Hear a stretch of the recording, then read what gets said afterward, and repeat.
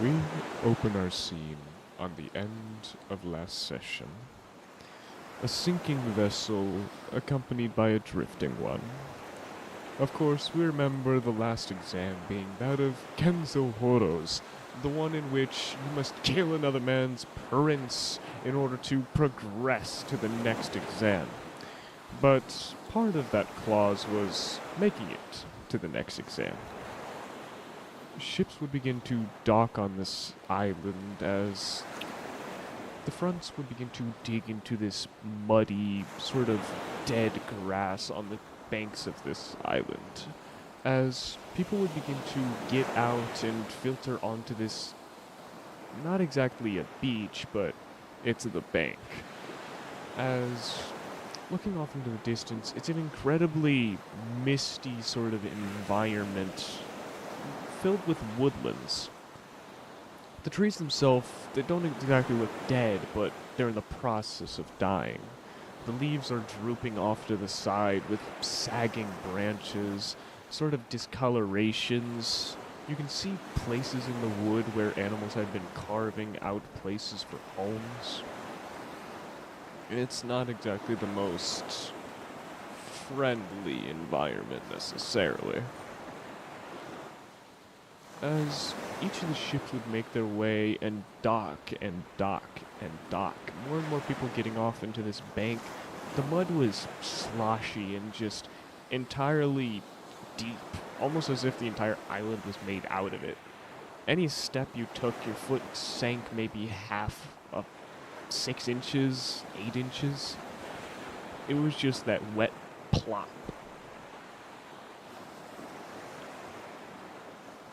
First, let's go ahead and inquire someone who'd been sleeping up until now. Someone who wakes up in this mud. You know, you would feel a shoe kick into your side.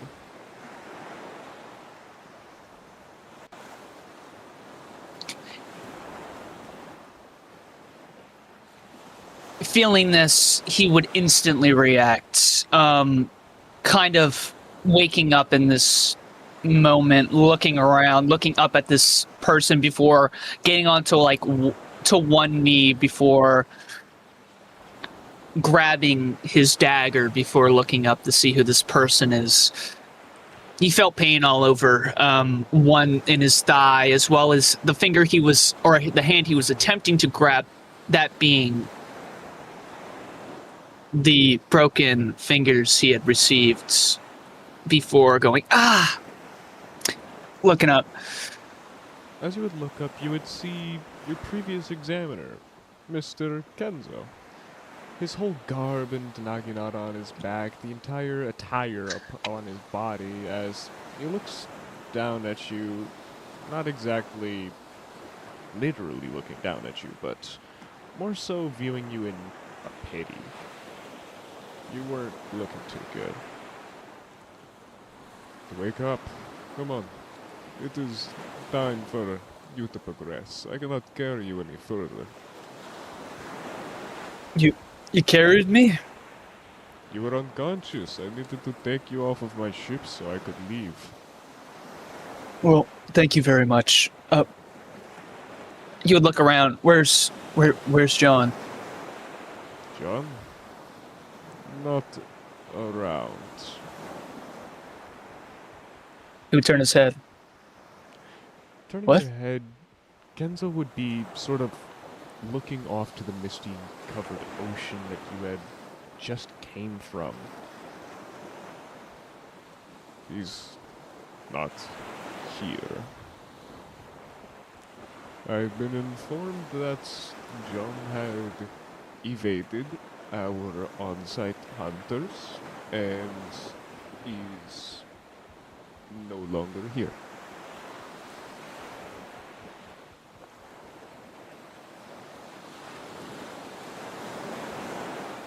He paused for a moment. He didn't know how to react to this. Someone he somewhat had a bond with deciding to leave in such notice. I guess in situations like these, things happen.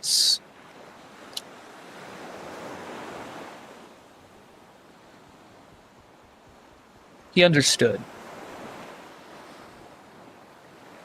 The reason he would have liked to find out, but for at this moment, under his breath, he would say, "Sma vikt, zon midrak," before looking down.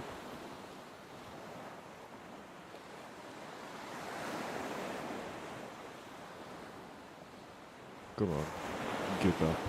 Your exam is far from over. Once more, the tip of his shoe would plant into your left thigh, sort of urging you to get up. All right, I will get up. I'll get up. As Kenzo would begin to walk away, he would sort of yell behind him towards you, Luke. You have more friends here, no? Go find them.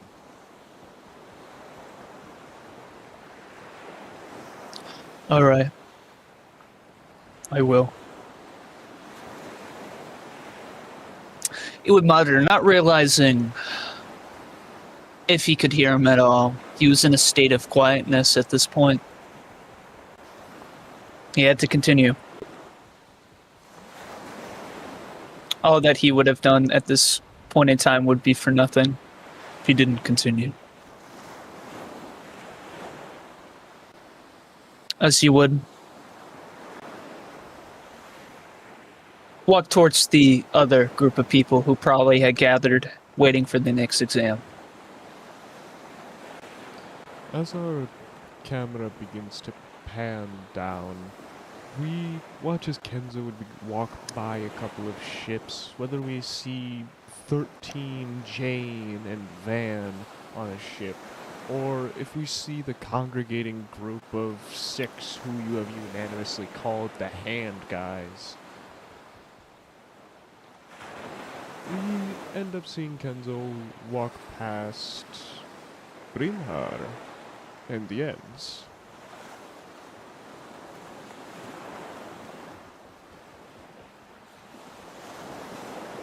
What are they doing at the moment?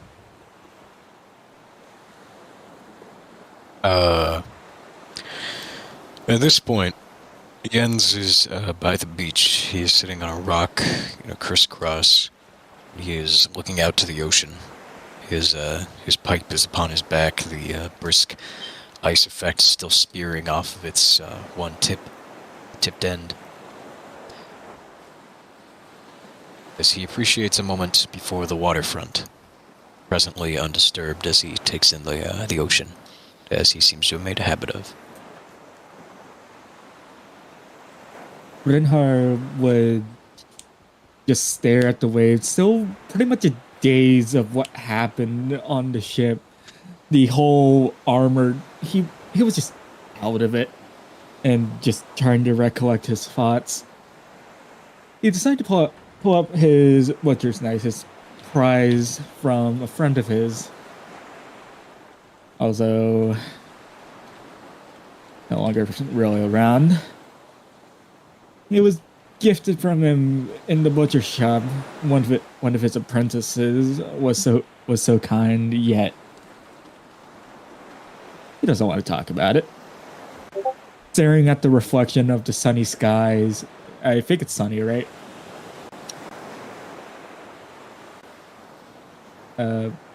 Apollo, is it sunny outside? It is not. It is misty and cloudy.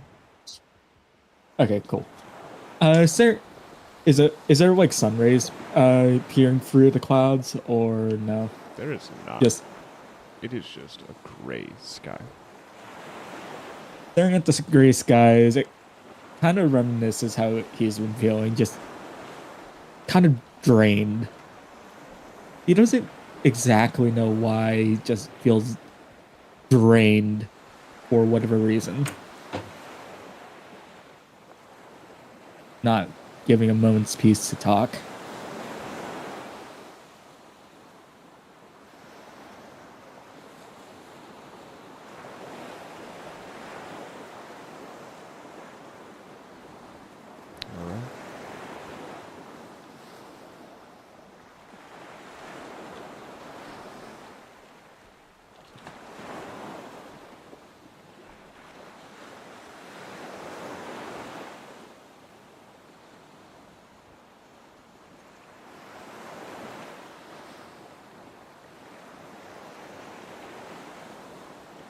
one thought does surface though. Getting over to Jens and the ever so icy pipe of his, he he would just say, Jens, again, how did you manage to get such an icy effect on that? Jens's eyes would pop open from his closed eye, meditated state as his head would perk over. Hmm? How did you even? Oh, you're referring to the pipe. Yeah, I- It is a funny story. I ended up touching the pipe with an elemental, and now it seems to have taken on the effect. A very useful tool in certain situations, but a little bit cold behind my head if I do say so myself, he says as he turns his head to look back at his pipe. looking looking over at this pipe, having a closer inspection upon it as he didn't have before. He started to wonder of the possible journeys within the caves from the first test. Just what kind of elemental would cause him to possess such an element to cause an everlasting frigid effect. Mind if I hold it for a bit? See how it feels. It would seem kind of hesitant at first. Grabbing onto the back of the pipe before, only after a second, releasing it from his sling on his back and handing it forward to you. For a moment, but the frigid effect does not run down the pipe. It mostly just stays at the tip. But I wouldn't recommend touching it. It will freeze your finger and perhaps shatter it. He would grab the back of the pipe as instructed and just feeling the weight. Would it be about the same weight as if he wasn't holding a metal pipe? It's the exact same. It is a I normal mean, ass pipe. Yeah, it's just a rebar. You I know? mean, give or take, maybe a half a pound or a pound for slight shards of ice still left on the tip. Inspect it furthermore, holding it. He would draw a line on the sand just to figure out how far these ice properties would go. What would ice crystals start to form on the ground as if it was being touched? So you're not exactly on sand. You're more so on, again, as described, pure just sloshy mud. As when you try Gotcha. to drag the pipe around it, you would notice that the mud would begin to harden and stick to the pipe. It wouldn't exactly crystallize instantly because it's very hard to freeze in mud. Oh, interesting. You As have a mud club. Bernhard would just as Bernhard would just give back to Jens the pipe. Well, you have a mud club now, I guess. Jens would take hold of it and give a slight grin. I suppose I do. I suppose you do. But as I said, not incredibly exciting. He says as he places it back on his sling. Ooh, do you have any thoughts on the next exam? The last one, I've totally out of it. Thoughts on the exam? I mean, perhaps I would if I knew what it was. Have they announced it yet? Probably not. Have they announced it, or just They have still not. on silent? They have not. Okay. Whatever it is, if it's any crazier than the last one. Actually, this last one wasn't so bad. I mean, it seems like Yeah, everyone else took a rather violent approach, but Your approach was Gosh, genius.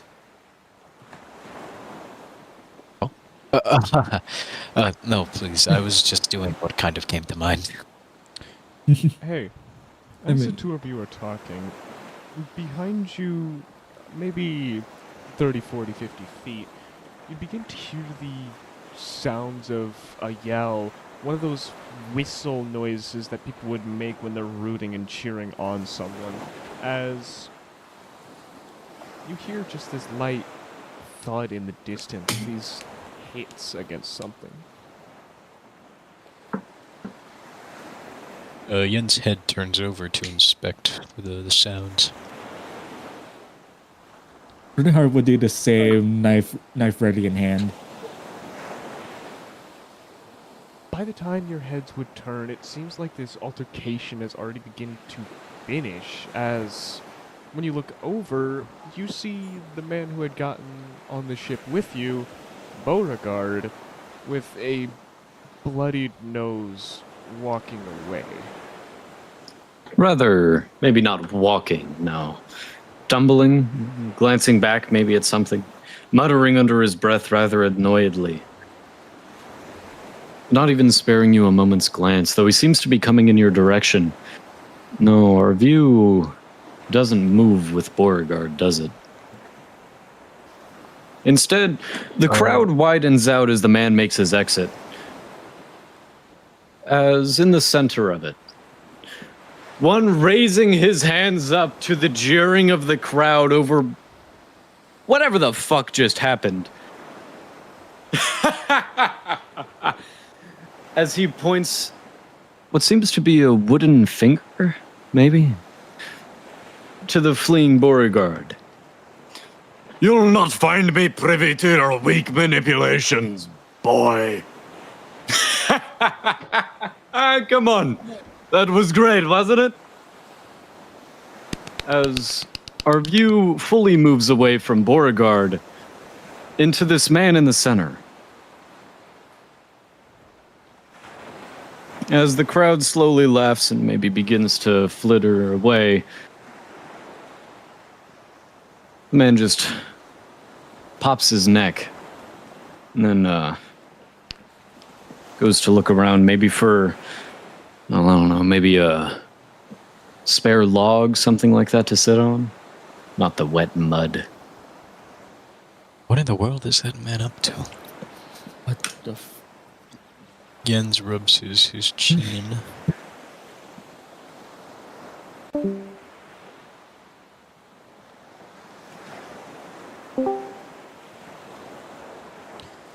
Bernhard, utterly confused hearing those I wouldn't say maniacal, more like cherished laughters in the distance. He doesn't know what the fuck happened, but it only dealt with Beauregard and Batman. Overall, Bernhard was just confused about what just happened, judging that they only heard the end of the altercation. He talked over to Jens before asking, "Do you know anything about that?" I'm not sure how I could. He must have said something interesting to the wrong person, I'm sure. Seems right up his alley.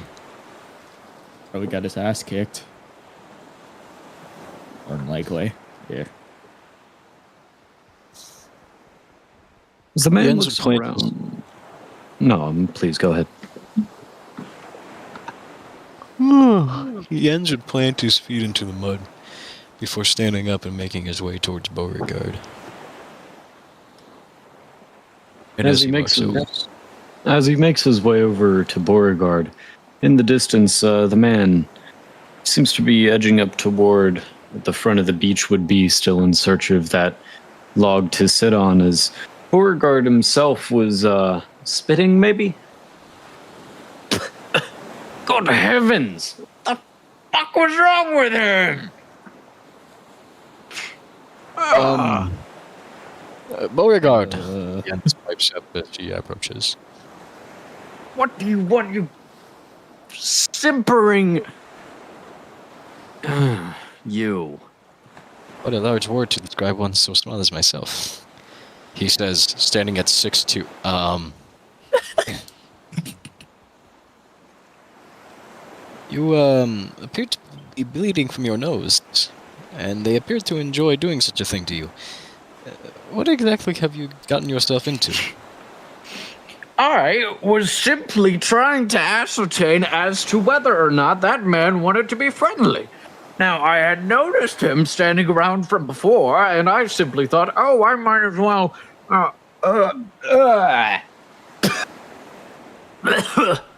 I thought I might simply go over there and, well, introduce myself. Now, of course, he took everything entirely the wrong way and didn't understand a word I said, the belligerent drunk, and then he punched me right in the face. Twice! Well, admittedly, if your attitude then is as it is now, perhaps your point didn't come across entirely clear. Then what did it come across as, buffoon? Enough to get you punched in the face, I suppose. All of you people are horrible. You'd angrily mutter.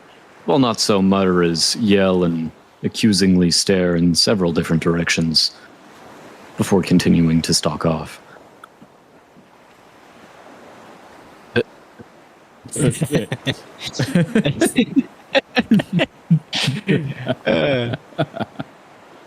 a strange man. Very strange, man. I didn't even know his name was Beauregard, of all things. That's not a bad name. Strange name. What you call strange, other people just call foreign.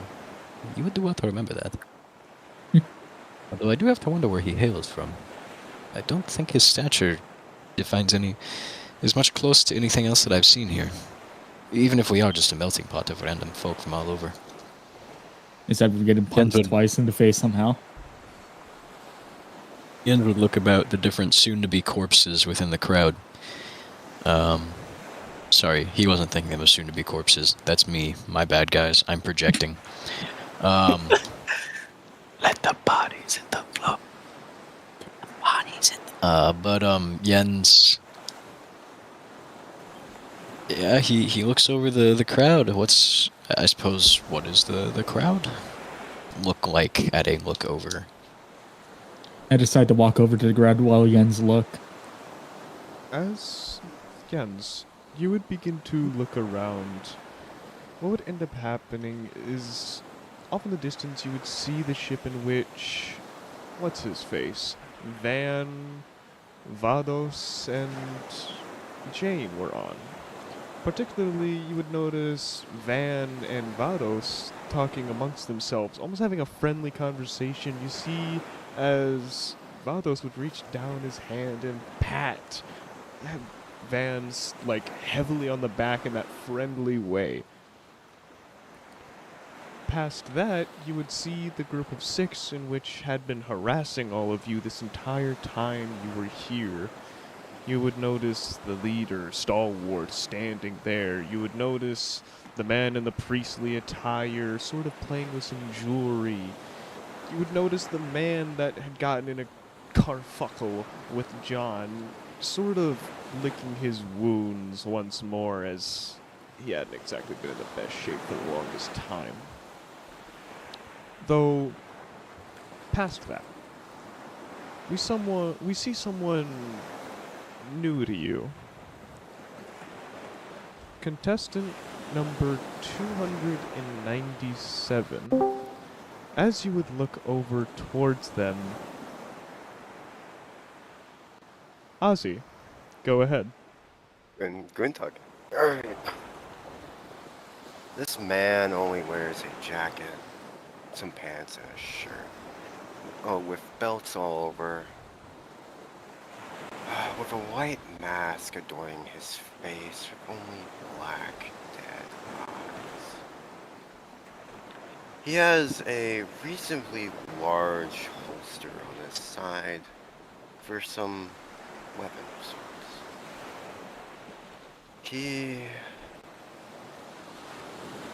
is sitting there, standing, talking to something. You don't know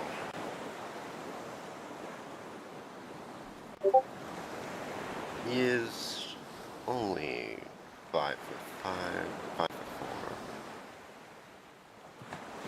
Small man. He's just still standing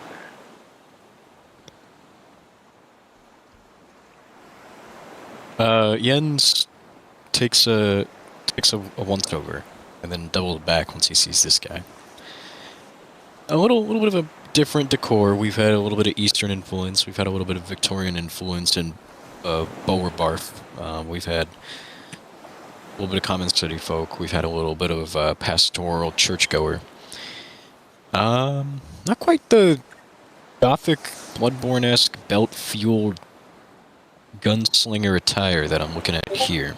Or he's looking at here, sorry. I'm not the gay one, he is.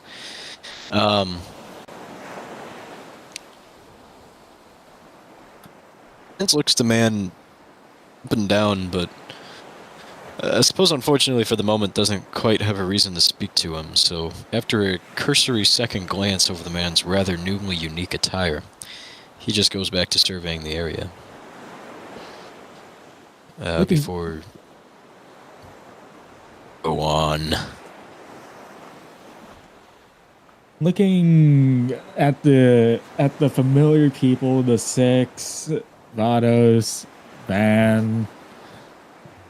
He didn't recognize the guy with black hole for eyes and just Dark Souls attire, basically. He swore he'd never seen them in either of those tasks that were at hand. He squints for a moment before realizing, oh wait, I still have my knife out before just holstering it again. Looking from an up down perspective, he was short, but he looks deadly. This man starts talking to something to its right, and then immediately switches towards you. He knows you were looking at him. He starts walking towards you in a swagger of sorts. I wonder when they'll announce the next... Jens begins speaking, but then stops short as he looks over toward the man now approaching, his eyebrows raising. Udenhar, a little bit keen service areas, having his hands down below, ready to counter if needed. He has dealt with these situations before, and stays as poker face as he physically could, just having a dead-eyed expression towards the man approaching. I see that you were looking at me. What's that about? Never Yeah, seen a person like me before? Yeah, that's why I was looking at you specifically. I've seen everyone else around here. Oh, I come and go. People forget about me. Don't worry. Anyway, who the Jens fuck are would, you supposed to be would, about? Watch this conversation from the side before finally noticing the man's dark, endless abysses of eyes.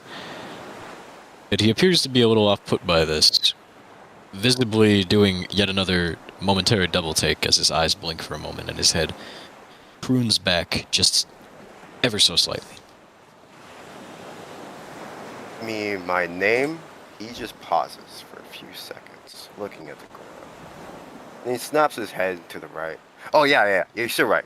And then he looks back at you and shows you his left forearm that says Patient ID 07.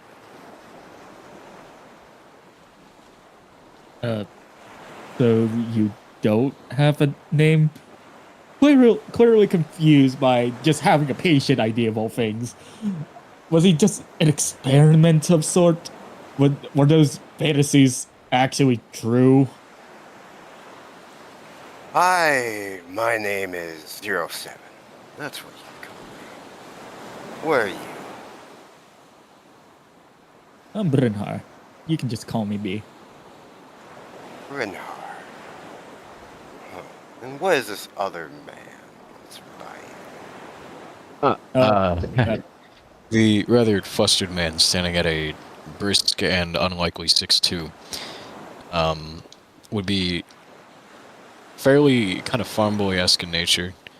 He donned brown hair, which was probably normally neatly put together, but post-second exam, very ruffled.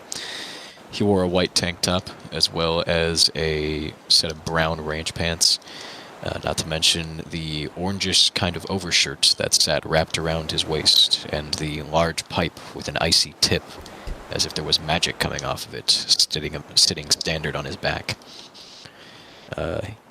He looks down on you, as if you were dwarfing him, and he was looking up to you. Somewhat flustered, perhaps by your rather mysterious visage, perhaps by your rather unnerving demeanor, as he goes, I am Jens. Jens. Yes, I see. You Yeah. seem an interesting pair. Do you know what this next exam's about, or No fucking idea. This is funny. You mentioned that we were just talking about that. We don't know. I have no dice on what could the next one could be. Really? My mind's blanking.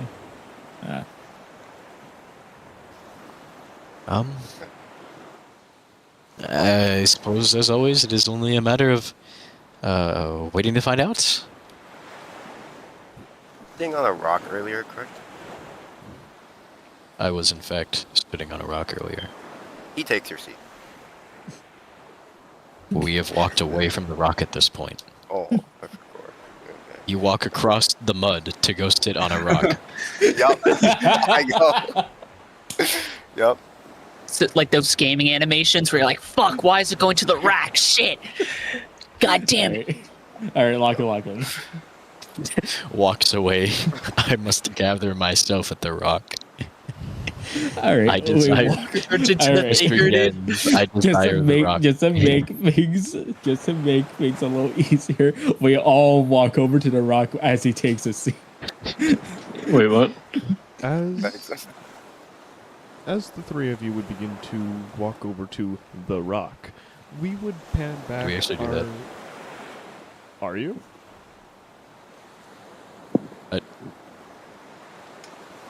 I mean, do you really? Why, that sounds so Does your character ominous. actually go to like? No, does your character actually go to sit on the rock, just like way over on the other side of the mud, or does he just stay? Yup. Wait, so does he stay or does he sit on the He's rock? going on the rock. It's on the rock. He's going going on on the the rock.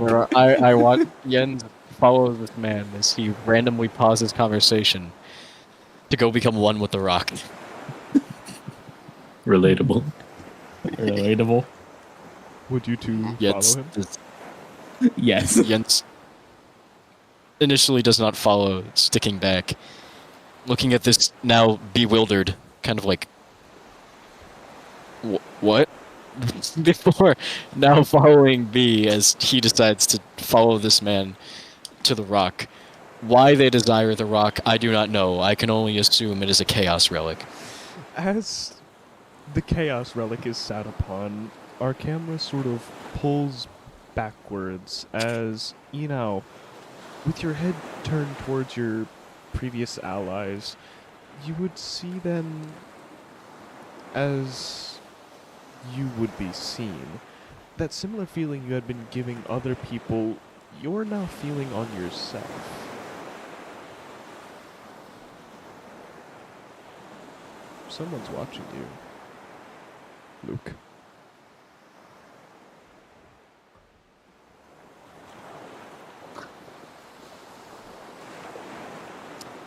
Luke, feeling this, he would not react, but be aware of his surroundings, acting like he hadn't noticed.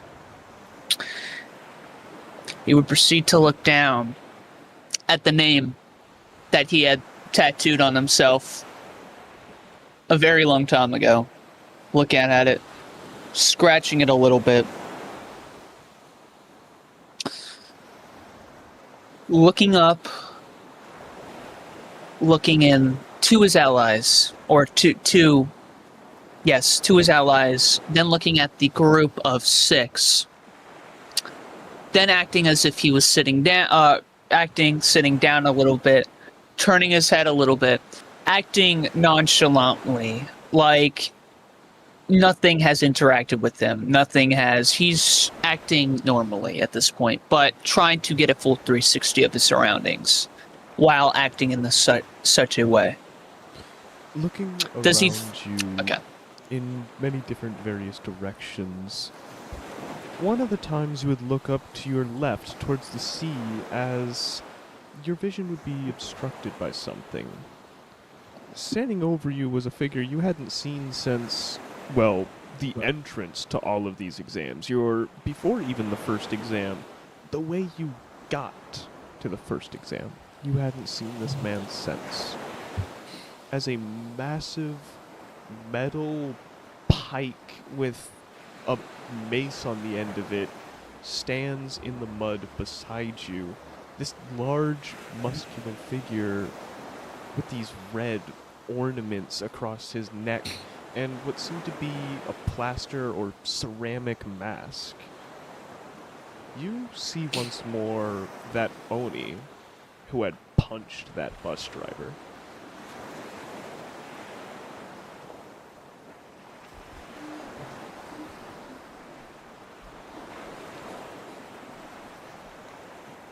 He's simply standing over you while you were sitting, looking down before he speaks. Where, friend?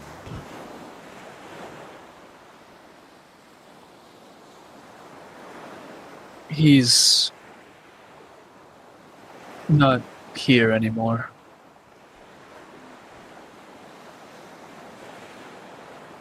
Understood. Taking in the words, you would notice as the Oni would begin to bend down, using the metal weapon as a support as it began to sit down beside you with its knees in the air and its feet digging in the mud. A bit of a sink coming from it too.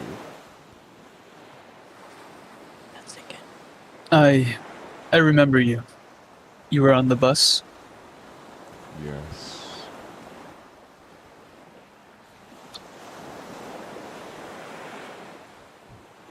I remember you.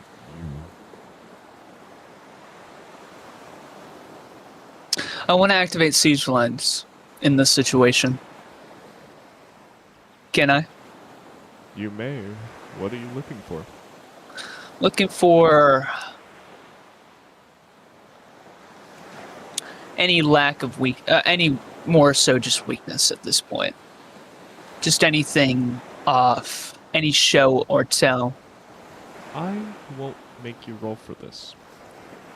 Underneath his cloak on his right side, you would see a bit of a deviation in his muscle.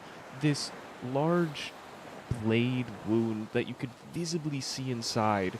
It stopped bleeding a while ago, but it was never patched. You can see in between the white skin and flesh as it maybe goes a couple of inches deep. That looks like it hurts.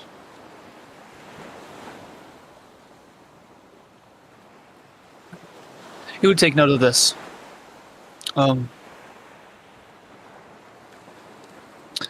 How has your exam been so far?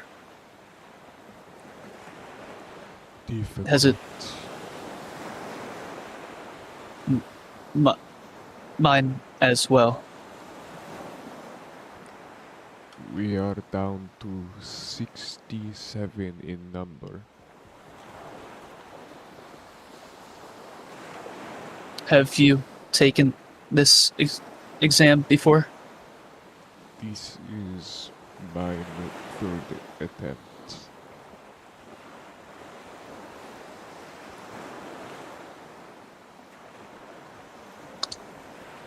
This is my first.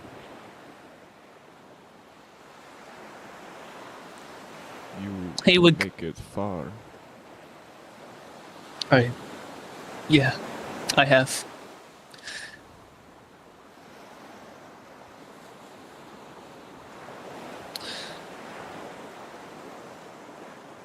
Do you know? Do you have a idea on what the next exam will be? Perhaps something with the forest animals. And then Luke would begin to predict, maybe understand, maybe add on to that. Can I make my own idea, or maybe with rolling, could I maybe identify what the next exam could be? Roll inference. Because I just love rolling. Roll inference. Yo, let's go, guys! I got a fucking +2, guys. Nothing bad could go fucking wrong. Do I roll? Okay. That is a 60. That's a 60.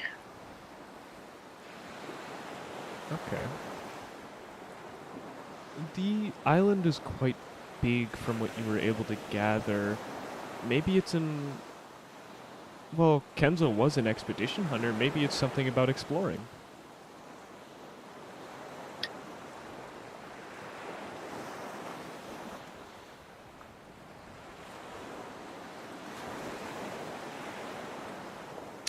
Maybe it's finding something, or maybe we have to get to a location.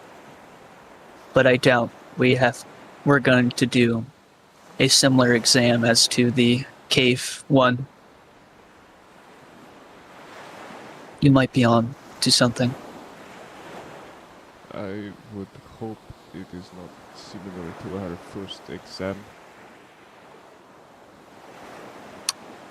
My name is Luke. Hello, Luke. My name is Emo.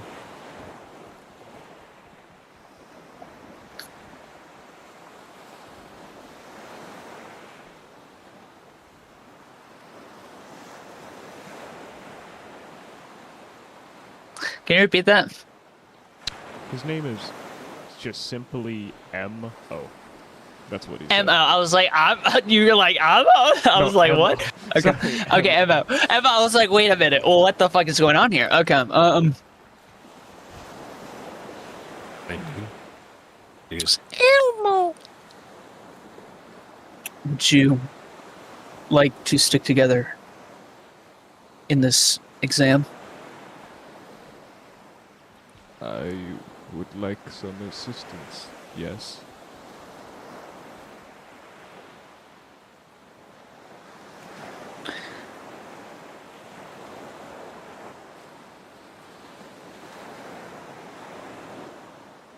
All right.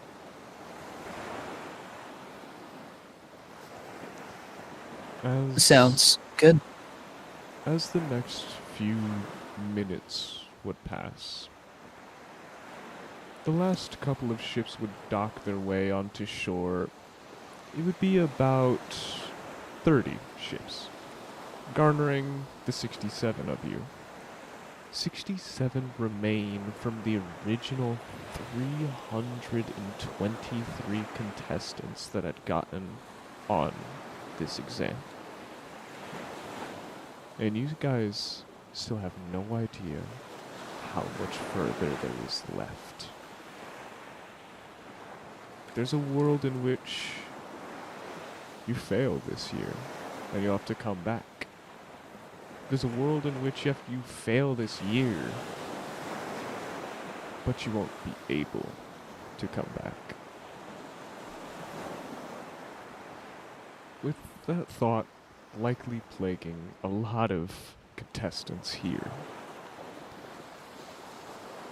your thoughts would be interrupted by the sound of a light yell, not one of like a blood-curdling, I just got stabbed in the throat. More like an eep. One of shock when you get scared by your buddy that was around the doorway. As a gathering begins to gather at the apex of the forest line.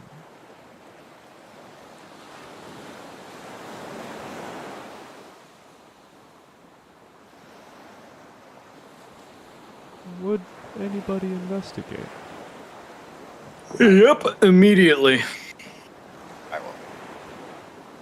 Well, not immediately. I He has love this to dude already. get up. Yeah. See what it's about. Feed, you said you would? Get off the, Then the rock. Start walking over. Getting off the chaos entity alongside with '07, he would investigate whatever event that might be ongoing. You would see as you start Signal. walking with him, he starts talking to someone out of thin air. Like you're not even there. He starts yapping and talking to something. To his right, to his behind him, to in front of him, to his left. About possibilities, what it could be about, why this forest is important.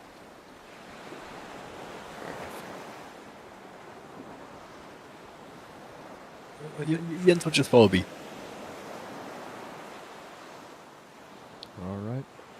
As a gathering would begin to happen, what we would see is this man coming out of the mist, encroaching on the forest. He's in this very unusual attire, almost looking like a fucking banana man. You see as his pants are this bright yellow striped pants, not too unlike a clown's, but they seem not like puff pants, rather like dress pants. His shirt was this fine black button-up with a yellow tie that reached all the way down, and the yellow overshirt. He had this cloth over his head like he was imitating a ghost for Halloween. 2 cut-out holes for his face. It was this fine yellow cloth, as over his shoulder he was carrying this massive bear. It was bigger than any woodland creature you'd likely seen. It was making indents in the mud. It was breaking branches as it was pulled out. It was maybe 10 feet tall on its side as it was being dragged out over the man's shoulder, dropping into the mud with a massive thud. As he began to speak. Welcome to your 3rd exam, everyone. It is simple, because I cannot be bothered to come up with something intricate. All I was told is I had to cut this number in a third. So when I came up with this idea, what better place than the island Graveyard La Rememberon? I'm not gonna leave you all totally in the dark, but most of this exam boils down to one thing. Meet me here, alive insane, in 12 hours, and you pass. That's it, right here on this corpse. Of course, you're welcome to explore the island, but it's not required. In fact, nothing is required, except staying alive and staying sane. As for the island itself, Graveyard La Rememberon. This place has been known to have hypnotic effects. as he would begin to whisk his arms around, sort of stretching after carrying the massive beast, he would begin to pick up pieces of this mist. It was almost like clouds in his hand as he began to almost dance with it, sort of moving it left and right in patterns, making shapes with it as he continued to speak. This island is known for its hypnotic effects. This isn't exactly mist, per se. This island is known for, well, it was once a sacrificial Aztec garden to the goddess of undeath. Whether or not that's true, it might just be a tourist trap. Though one thing is certainly true about this place. Graveyard La Remembrance has been known to make you experience another's life while you're here. A life you didn't live. Many people have been known to mentally fail because of it. Many people have been known to... Well, he would take his thumb and draw it just under the cloth around his head, right at his neck. I'm not trying to intimidate any of you. The island does that perfectly well in its own right. Though, while you may only have one condition to make it back, I'll also be giving bonus points for anybody who makes discoveries on the island. Like I said, this was an Aztec garden at one point, and therefore there's a lot of, how you say, treasure here? Something like that. There's a lot of unique, interesting things on this island that were once grand projects and palaces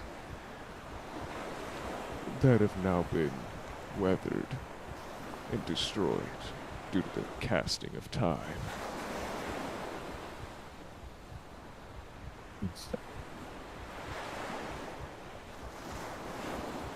Is there any questions, contestants?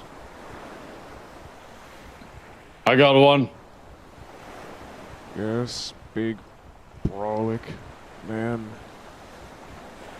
He stepped forward, maybe toward the others. You could see him a little bit better now. Though you were looking at his back, he seemed to be wearing a thick trench coat, type of thing you'd see in the trenches, of course. That didn't really matter, as the more interesting thing about him was the shine from a partial prosthetic on the right hand he raised. You said this place was a tourist trap, right? You could call it that. You think there's booze on it somewhere? I wouldn't shut the idea out of your mind. People have Sounds good to found me. exotic buildings in the previous places. We've The seen man had already stopped paying attention, walking back to his original spot of resting. We've seen many things in our time exploring this place. Many things that don't seem to make sense sometimes.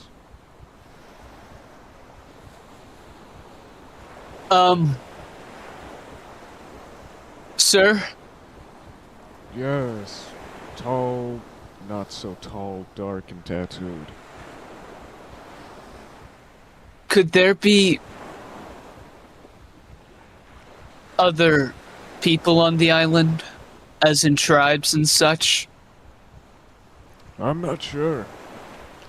The man would shrug up and down, looking over in your general direction as you could see through the holes in his cloth over his head.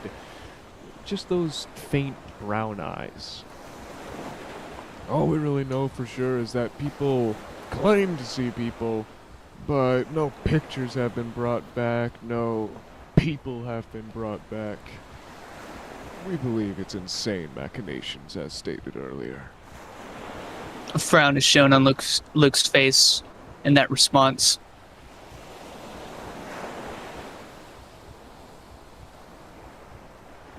for looking down.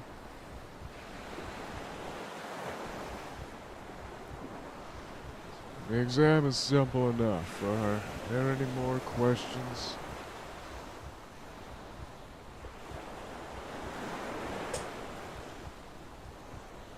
No? Good. Means I get to go on break earlier. As you begin to simply walk forward, separating the crowd of contestants around him, as you see him walk up to Kenzo, sort of shouldering him and hopping up onto the ship in which they would leave on. Again, 12 hours from now. You won't be able to see the sun all day, but you'll definitely see the moonlight once it comes out.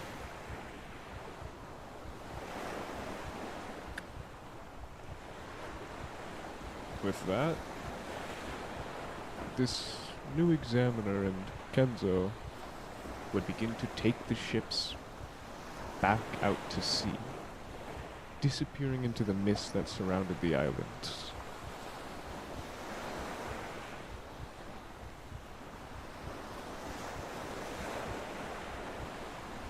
I hope you're all ready. How long until a brawl starts? I believe one already started. Actually, is it already started? The exam has begun. Lucas got up before anyone else before he's going to walk into the island. Past Callum, walking past him, as he would just walk into the forest. The man who had began to sit down for a second, instead shifting back upwards as he saw this young fella just brazenly walk into the forest alone. You know, that sounded a lot more interesting. He's gonna go into. As you would look over to walk in, follow E now, you would notice the big, bulky Oni, maybe 10 feet behind him, also following. Cool. 07. Seeing this man's moxie, he liked it. We'll follow them. Signaling over to Jens. Ready? Got nothing to lose. I wouldn't say that. But somehow I feel like if we stand around here once the dangers start to come out, we will be first, so yes. And he would We be walk into force. toward the forest. Alright. As people would go ahead and walk into the forest, I'll use this moment to PSA everyone. This session might go to two-parter depending on the actions you guys make. As I said earlier, this session is really important to me, and I want to hit a few different content beats. Look, man, I'm already interested personally, so I'm game, like, bro. yeah, dude, I'm loving this. And I Also, want time to frame. preemptively say that I'm really happy you 5 are my players right now. I would dab you up right now. Well, let's and get to the also, fun then. I can't wait. Let's What's up, Ina? fire. Let's lock in. You were saying something, you know? I'm gonna let you know. I have school tomorrow, but I don't care. Go to your fullest. Same. God. I have work tomorrow. It does not matter. I'm gonna die, but on God, this will be. I cannot wait. Alright. One moment. Before I Just continue, I am going to go get a water. Because I'm gonna go throw- piss. I'm gonna go Yeah. piss also. I'm gonna grab Everyone- another beer. Everyone go piss, get a beer, whatever the fuck. I had to try and get character accurate here, so.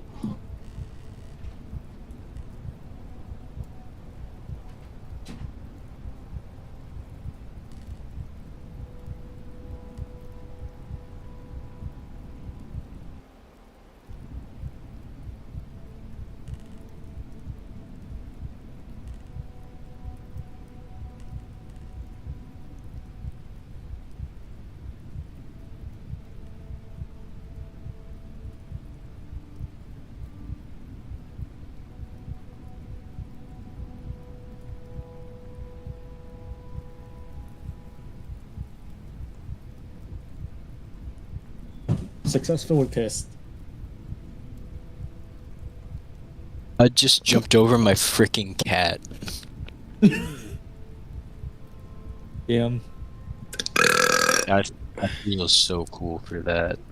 I'm back. Huh? So, how is everyone feeling right now? Everyone's not here. I'm gonna have fun. Yeah.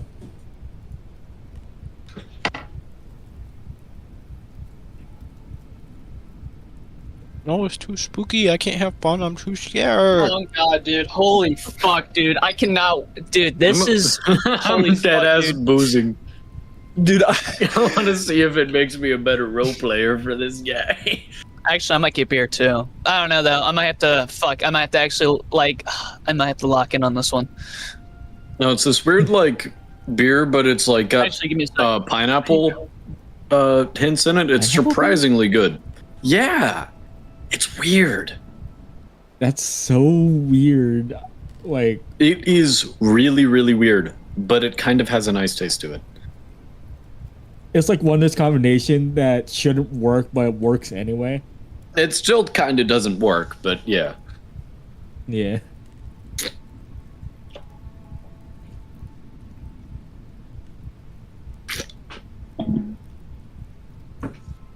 I wonder where Beauregard's at. Dead asleep somewhere. I don't know. I wouldn't be Just making love surprised to the if man. he's just asleep. Beauregard's probably just climbed a tree and is deciding to hide for the 12. Yeah. Nah, it gets real weird, lucid nightmares, and just be I'm like, telling you, the beach is gonna be mad if anyone stays there, bro. I wrote a last ditch plan. Bogart is just gonna be like, what happened? What happened? Where am I? Ladies and Littleman. Hello, John. I'm the 80s. Hello. Hello. No, I said Gades. I'm the 80s. Gades and lentil. Yeah, Gades and lentils, man. Dude, and this is like this is the perfect exam, bro. This is literally like, oh god, this is the perfect exam, bro. Holy Hey, we'll fuck. find out. We'll find out. We'll find Sorry. out. We'll find out. Find out. We're I'm finding out. excited. I'll just say that I hope to hit people in the feels this session. If anybody makes a revelation, please do not say it out loud, and please DM me. Wait.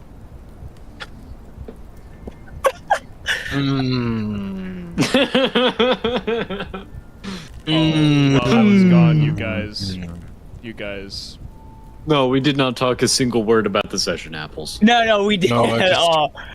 Based on text and the setting, I have a theory. Oh, but I Damn it. think Also, potato, you're DM dead you? on. The cake is I think I'm alive. gonna- I'm gonna DM apples. Well, Drifter, you do have knowledge from last night, so that's unfair. I will not be Not really. confirming. I'm not going to be reacting. I'm just going to be like, I'm just going to be Okay. acknowledging. I thought it was just gonna be okay. Yeah, pretty much dead ass. That's me.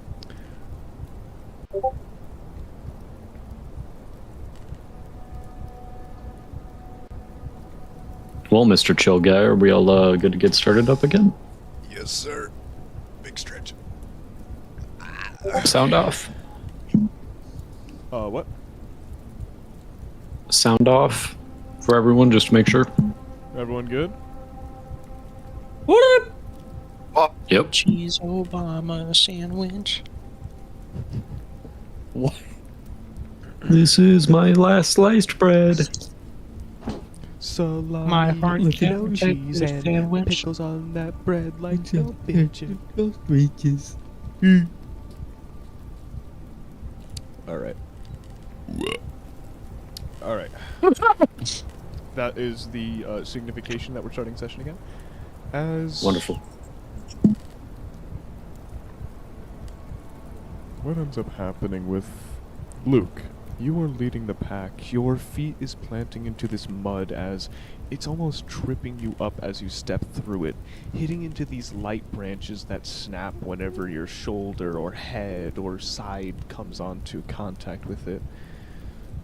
It was eerily quiet. This sloshing mud, it was up to your shins. You could feel slight things inside of it, like sticks or whatever, as you move and trudge along.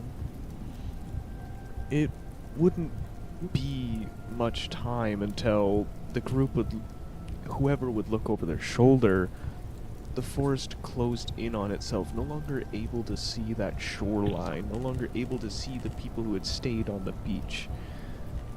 You were now encapsulated by the forest, now surrounded by the mist, now put in this hallucinogen.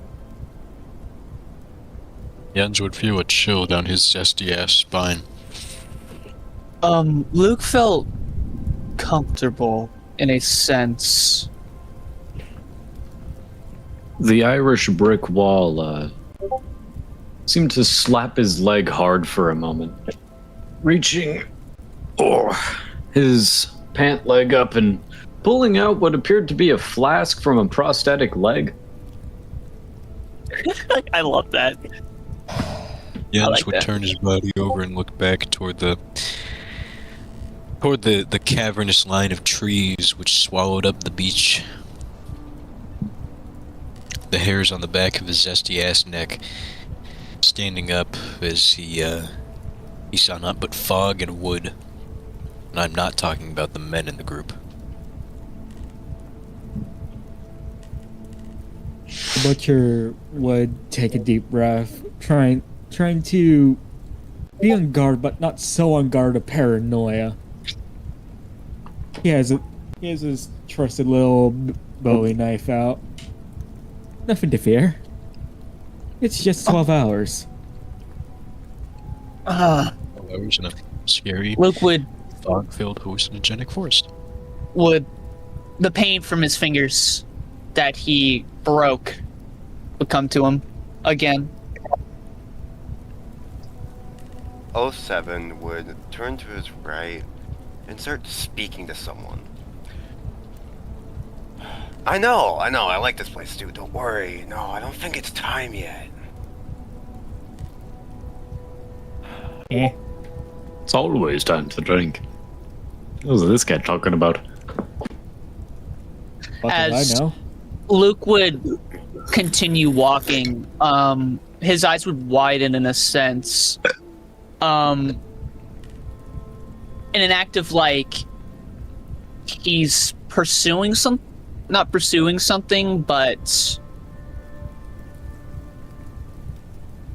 when you have been in an environment and you do activities and shit, getting into that motion, that rhythm of it, as he himself, eyes widen, Hey, look, looking at the layout.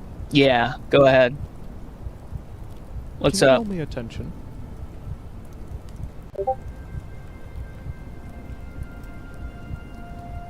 A what? Can you roll me attention? Okay, give me a 6. As he does this, Jens, in his kind of natural, unnerved moment, noticing give me branches in the top peripheral of his vision, he would also turn his head up, specifically scanning the branches in the tree line. Could I get a bonus because of my background? Would you allow Yes. I'm gonna give you an Okay. additional plus 20. that? Okay. As Can I get a you bonus were because I'm doing him? that, as you were doing that, 07 Awesome. would just Thank you. look to his side, just talking to someone who wasn't there. I'm not sure what the fuck that's supposed to mean, man. I'm just here.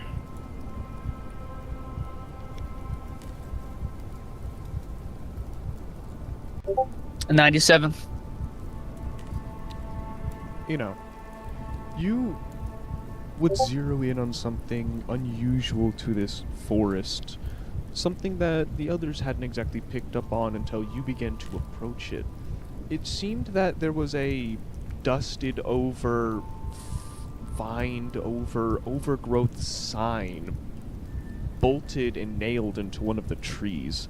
It was almost blending in with the environment, made of the same wood, made of the same texture, but it was completely overgrown.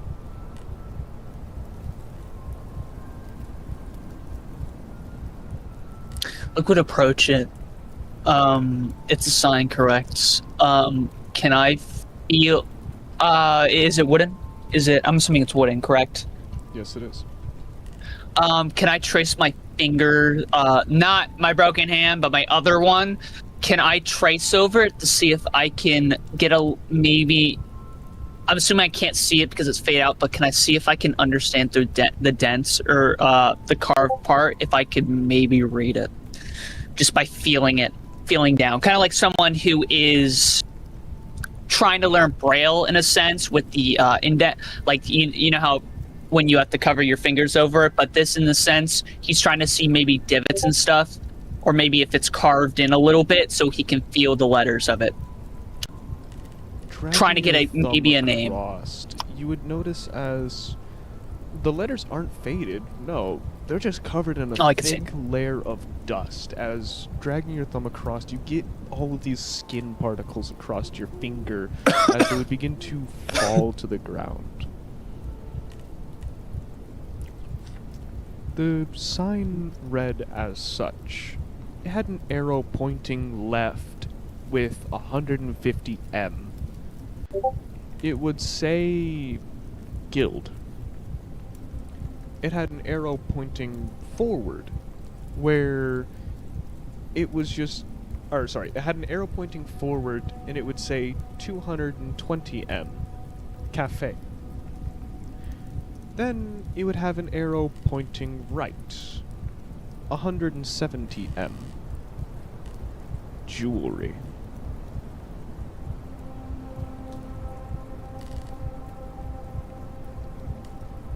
Out of RP, it would be really cool if people split up here. However, I understand in character if you guys would not do that. Bro, I'm like... Polyos. Yes. Sorry. My bad. Callum, as you are peering around, as you're sort of getting a vibe for the whole environment, you definitely start to feel this hallucinogenic effect on yourselves. You get this gut feeling that everyone here is going to be affected. No matter what you do, just the presence on the island. And maybe it'll make you start seeing things, kind of like the figure in the corner of your right eye.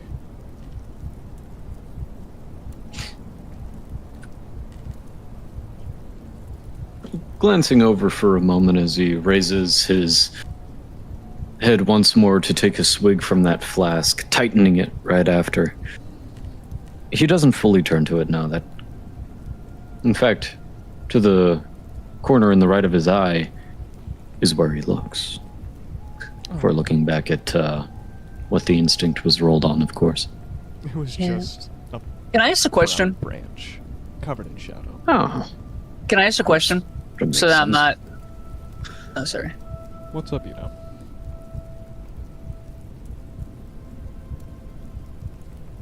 Me personally, what I'm thinking, I don't want to follow any of the directions, but I want to go in the direction that isn't pointed out for my own sake. If that will ruin the flow of this, I won't do it. Do you think that will ruin the flow of this? You will... I just want to ask. Not ruin the flow of this because... Okay, so when you say go in the direction not specified, there's a building on the left, a building straight forward, and a building on your right. You're talking about going in a diagonal direction? Kind of like, yes. That would not ruin, no. That would not? No. Awesome. Luke noticing this,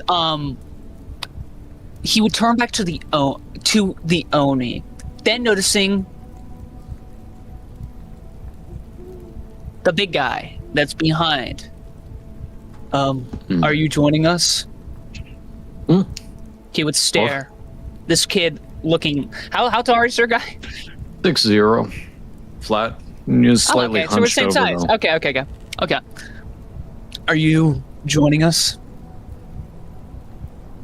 Well, looks like the path behind us is closed, so maybe. You got somewhere to be, lad? One of these I- three I was just asking. buildings in front of us. And then look at the Oni. Are you fine if he comes with us? He would simply nod slightly up and down. Before Luke looks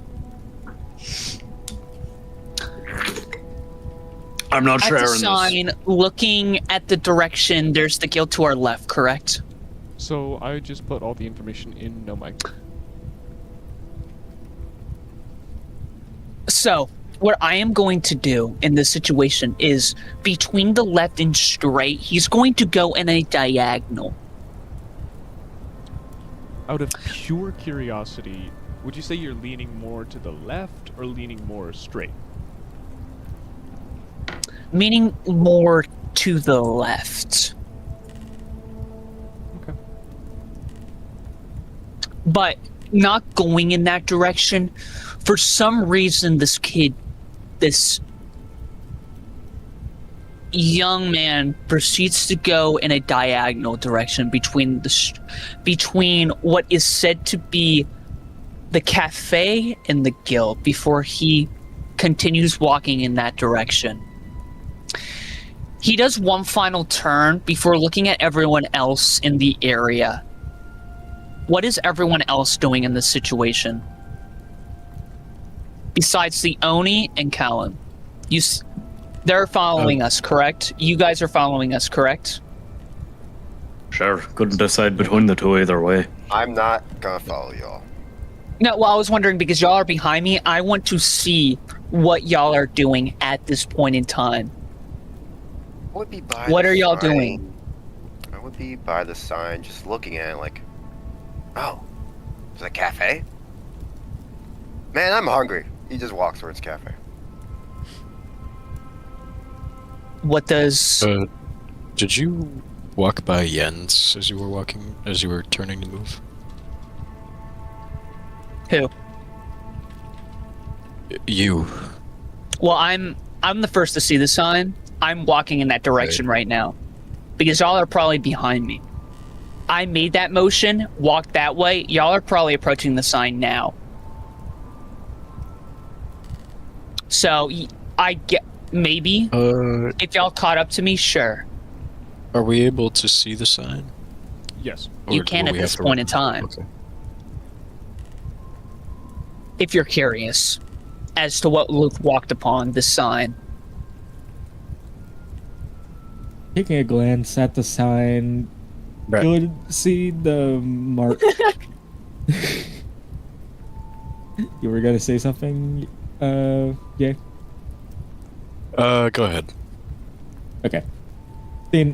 Seeing the sign just about ahead, seeing the marked directions and the marked distances, he would look over to Jens.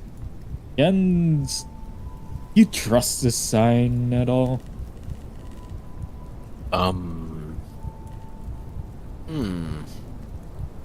Good question.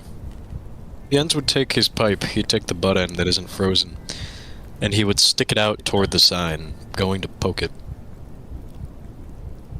As you would poke the sign, you would feel the wood granules, and once more a plume of dust would come off of it, beginning to fall down into the mud. He'd kind of give it a little bit more pressure, as if he was trying to push it into the sign, not so to break it, but say if it were somehow made of feathers, then it would push through. You would not be able to push through. Rather, you would get a splinter on your finger as you feel the light nick against it. I'm poking it with my pipe. Oh, with the pipe? Sorry. I don't think my finger is on my pipe. My bad, I thought you were poking it with your finger. Unless it is, do we want to roll for finger? Finger pipe? Do you... With the Um, pipe, it would just... Yeah, it would be wood. he would look over to the bee.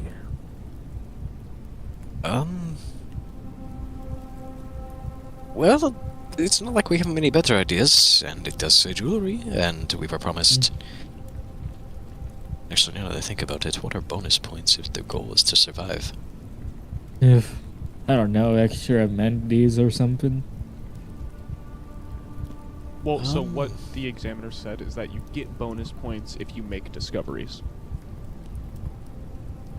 I suppose perhaps we would at least find shelter? So where are we heading? I have no clue. How about we go towards the jewelry shop? The jewelry shop. Alright. I Motherfucker's German, dude. You would see 07 as he starts walking towards his path. Stop. Look to his right. Wait. You know what? You're so right, man. As he walks back towards the sign, looks back at it again. That door goes towards the jewelry store. He wants money. He wants gold.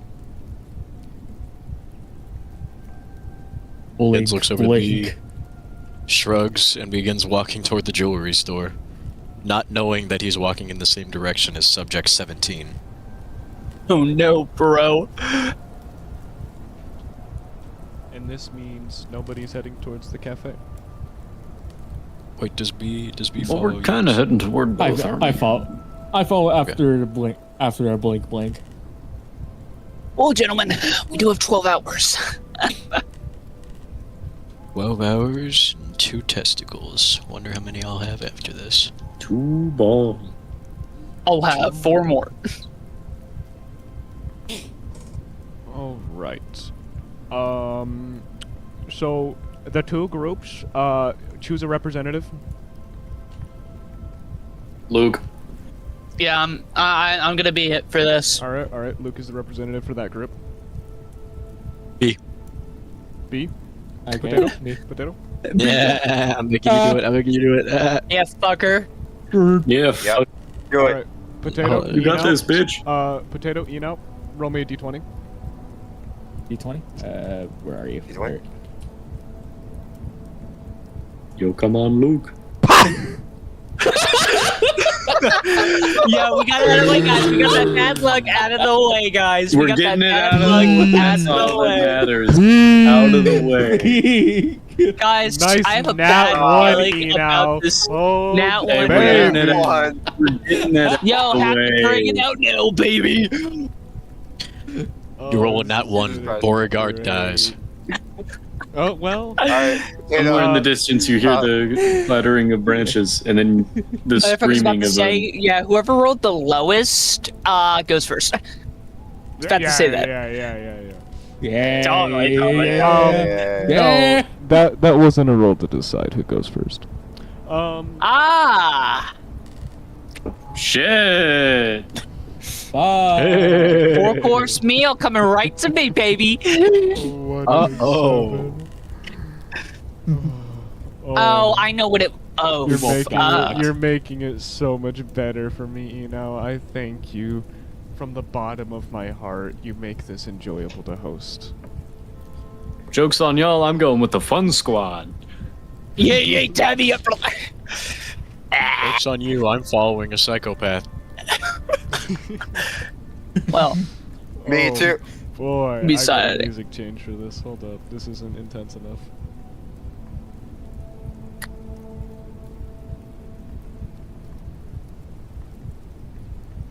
I think it's this one, isn't it?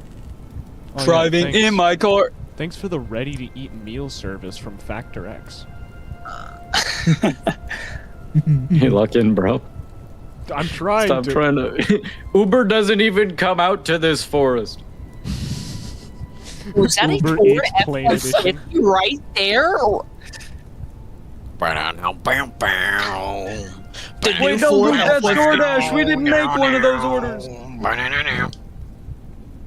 Dude, is that a You go red with Jeep? Grubhub Premium. Grubhub Park.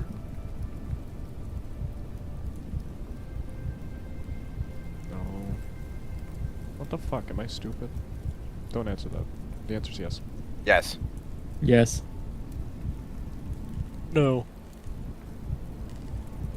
Wow, Jay's lying on my fucking name. You're an imbecile. Thank you. Autistic.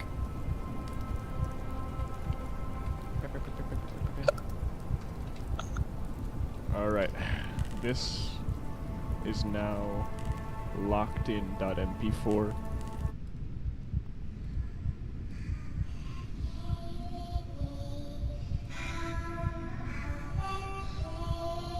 This is not locked in .mp4 because this is not what I put on.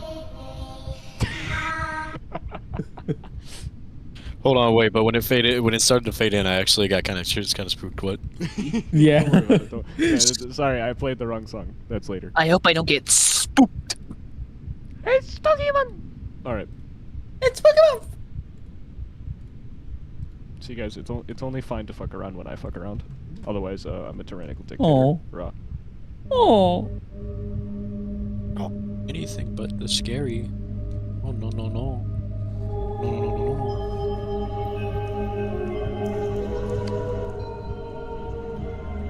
You know, Drifter, as you two would begin to split your way off from the other group, the Oni tracking behind you with a slight limp in his right leg due to his side being, well, bloodied.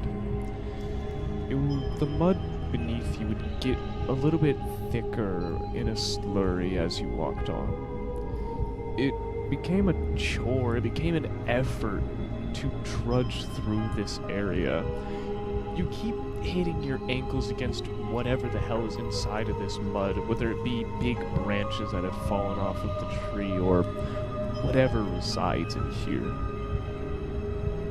The trees seem to get a little bit more dense, a little bit more thick, as the leaves that are wilting begin to blot out the grayish sky overhead.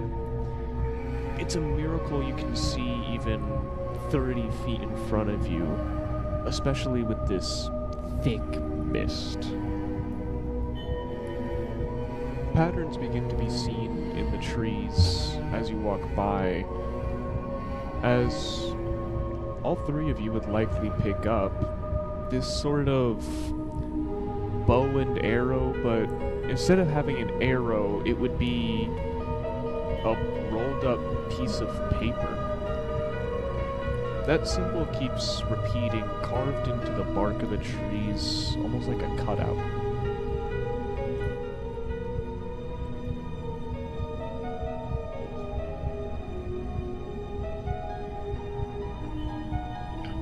By this point, Kellen had already slid that flask of whatever alcohol. Well, it was certainly alcohol, but whatever it was, he slipped it back into that wooden leg, putting his trousers back down, or pant leg back down.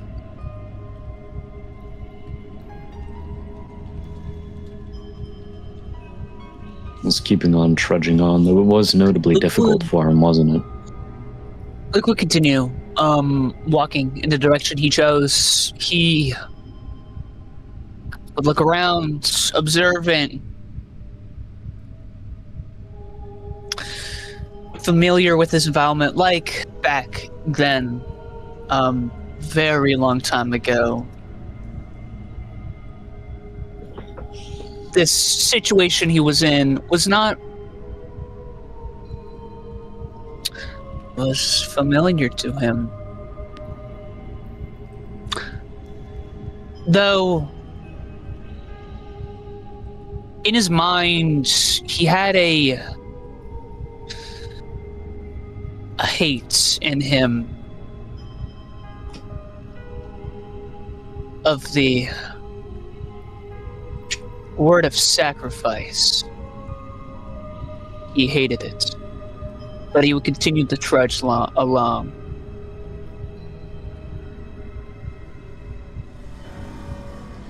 The Oni behind the two of you was notably struggling quite a bit, using his massive kanabo almost like a cane to walk with, sticking it down into the mud, ripping through it and pulling himself forward like a ski in ice.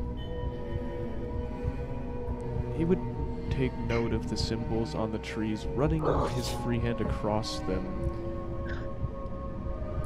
Do you think these have any meaning? It looks like an insignia or a reference of sorts. Well, I'm sure we'll find it as we keep going. Hunting. Luke would say.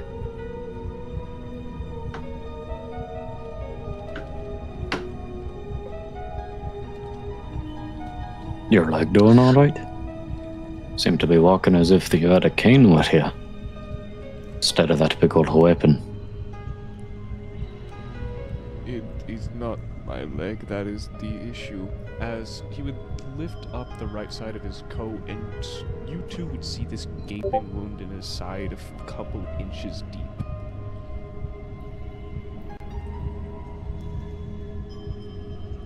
Gracious. Luke would hear this. Thinking back to the last exam, he remembered all of what happened. Remember what John did. What Stim2 was trying to do.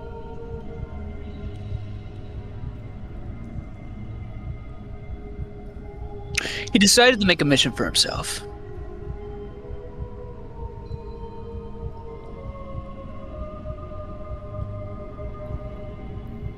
To protect the Sony. Hey, Mr. Young, whatever your name is, Oh. you think we should find a way out of this mud, at least a more elevated, solid ground, maybe? Yes. Don't think big fella back here is gonna make it too much longer in this doldrum. I agree. The name's Luke. Hi, Luke. Right. And just continued trudging onward. As stated previously, he did have a notable difficulty, not quite the same as the Oni, but his right foot lagged somewhat behind the left, as if a quickened pace, not quite as balanced. Continuing to We trudge through this thick mud. What's up, you know? Ed, is it still very muddy? Oh, yeah. It For you, it'd be up to probably the bottom of your knee. is it increasing? It's not necessarily increasing or decreasing. It's more so inconsistent wherever you step.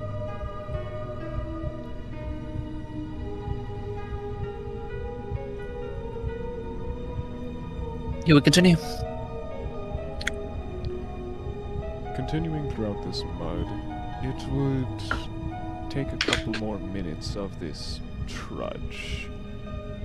The sky overhead now being completely blotted out by the wilting leaves. The trees seemed to get bigger the further you went, up until you noticed a bit of a clearing, a part in the trees, if you would, as a building would begin to emerge. It would be this large log cabin that spanned maybe a couple 100 feet. It seemed to be more like a church in shape, but clearly that wasn't the intent. It had this nice patio that was clearly made out of older, rotted wood, weathered by the times. You could see the front door from here of the building had been broken inward from a horizontal angle. The doorknob split in half and pushed in. You could see a couple of windows from the sides that had either been broken in or broken out. And it kind of looked like the place was burnt a little. Not exactly the way that you would see wood in a burn pit, but more so like someone took a lighter to the outside wood to make it a darker color.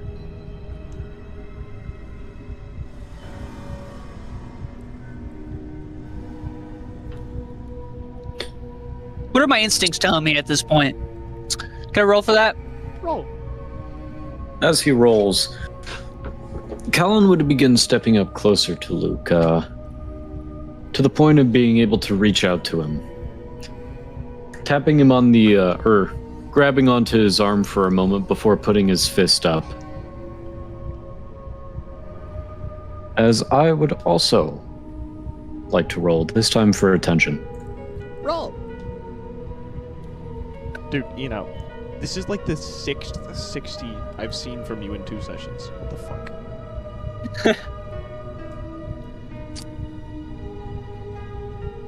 I'm getting an energy, guys. I'm getting an energy today that I might roll big. 55. I have a feeling. So you both pass. Your instincts sort of draw you closer to this place. It looks like a livable residence, and it's also, with its patio, above the mud. It feels like you're supposed to be here right now. And slowly form the fist into that of 2 fingers pointing toward the hut, glancing back at the Oni. The hut. When you would glance back at the Oni, he was already beginning to walk forward, trying to make it up into the ground. Or up off of the ground, sorry.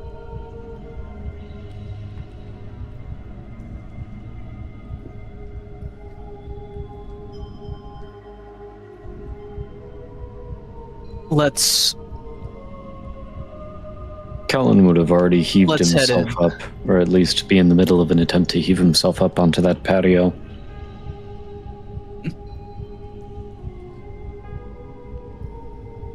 As Luke, you see your friends going up.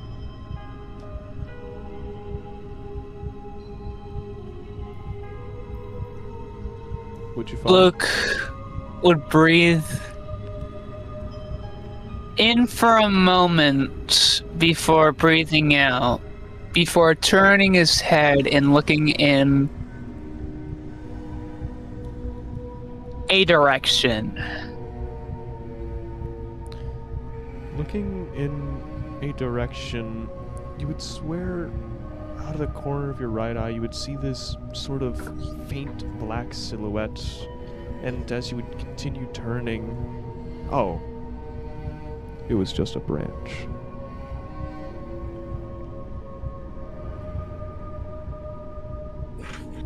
His eyes much wider.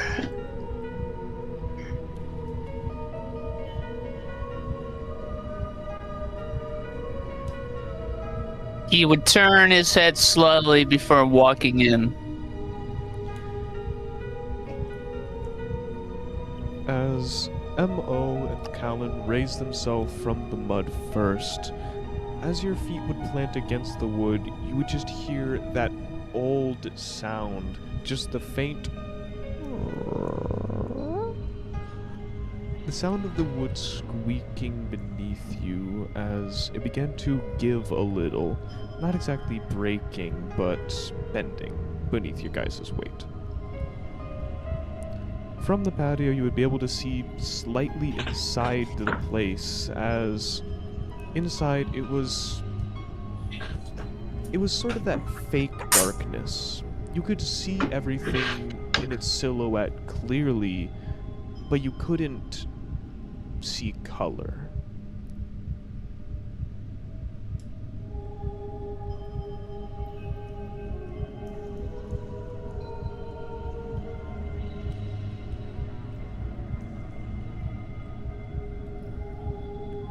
Because you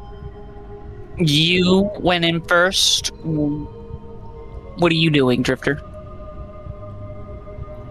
Callan's immediately scoping out the room itself, checking the corners of it. Looking for booze. Anything of note? So are you peeking your head in the doorway, or are you just standing outside of it? Are you... Is there a door? There is a half a door. It is currently broken inward horizontally. I see. Up or bottom?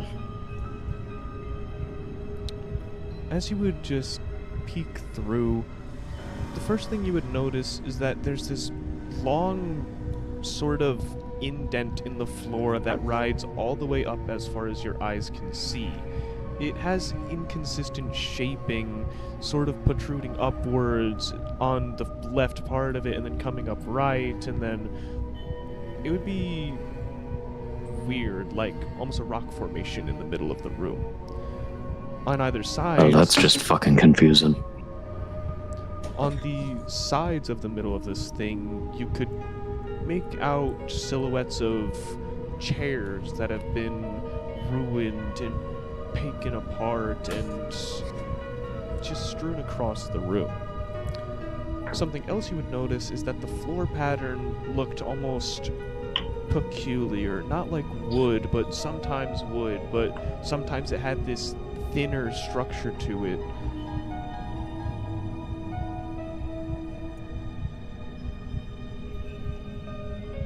Room's weird, but it looks clear.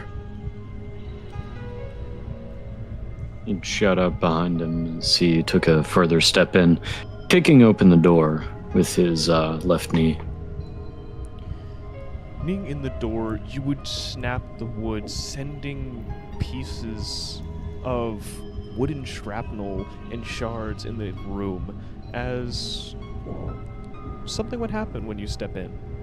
Your vision immediately clears up a bit and you get to see a bit of color. Looking down the middle of the room, that weird rock-like formation, you could make it out to be a burn pit that ran all the way up the middle of the room. The weird formations was different logs in the middle of the room. And the weird paper... sorry, I just fucking said it. The weird texture on the floor seemed to be strewn across papers.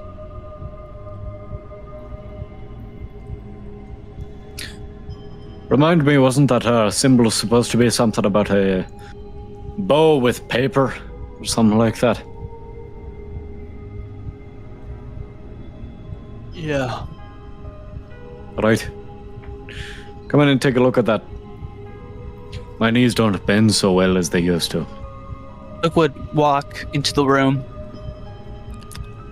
Leonie would follow as both of you gain the same sort of enlightening vision that allows you to see and make out things in the room once more.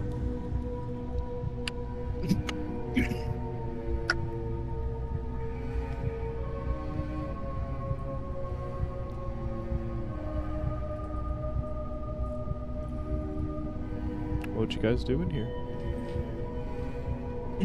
I'm gonna look around. I want to see if he doesn't, if he sees anything. You know what I'm saying?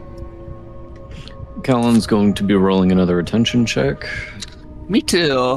Why not? As most specifically, he's looking at the papers. 4 eyes on are better the than ground. 2. 4 eyes are better than 2. 102. He's got pretty good eyes. Alright. It's my attention again. What is your attention, Nino? 9. While Nino's rolling, Drifter, peering That's at an the papers 81. on the floor, Jesus. you would see... Jesus fucking Christ, you guys. As you would make out that these were almost like bounties. You would see blotted out, sort of covered images, though you could make out animalistic features beneath them, as you saw 200 gold coins, dead or alive, as you saw 130 gold coins, dead, or you saw 60 gold coins for this one's skin. All these papers seem to be contracts to kill weird-looking animals. Glancing from the bounties on the floor to the rest of the room, you said there was a fire pit and broken tables, stools, that sort of thing. But the room itself, are there any doors leading out of it into deeper rooms, other sections, things of note? One moment. Maybe broken drawers. One moment. Eno, Here. what were you rolling for again? attention. Look around myself. I wanted to just because I walked in, see if I just saw anything. I don't know, just look around the room, observe. My only thought process when it was having, sometimes when you're looking around, sometimes you don't see anything. I'm just looking to be a helpful advance to that, just to see if I see anything unique or particular in the room myself. What's up? You would step in a little bit more and give a deeper look. On a wooden support beam to your right, you saw this different colored paper that was pinned to the support beam with a blade. Drifter, when you looked down, the burn pit was surrounded by tables and chairs that were inconsistently spread, as if this place was ransacked, if you couldn't tell by the papers already. But all the way down the hallway, you would also see divvying rooms where most of them were uniform, covered by this large wooden door that seemed to, be just straight up and down. It was a nice wooden varnished door. That was the uniform one. But on some doors, there would be symbols. On one of them, you would see a hole with a box around it. On one of them, you would see the same symbol you guys had been seeing, being the bow with a paper drawn on the string. And the last Reaching one down was into the bathroom. Okay. Sorry. Very necessary. Looking, yeah, indeed. Callan might need to go there soon.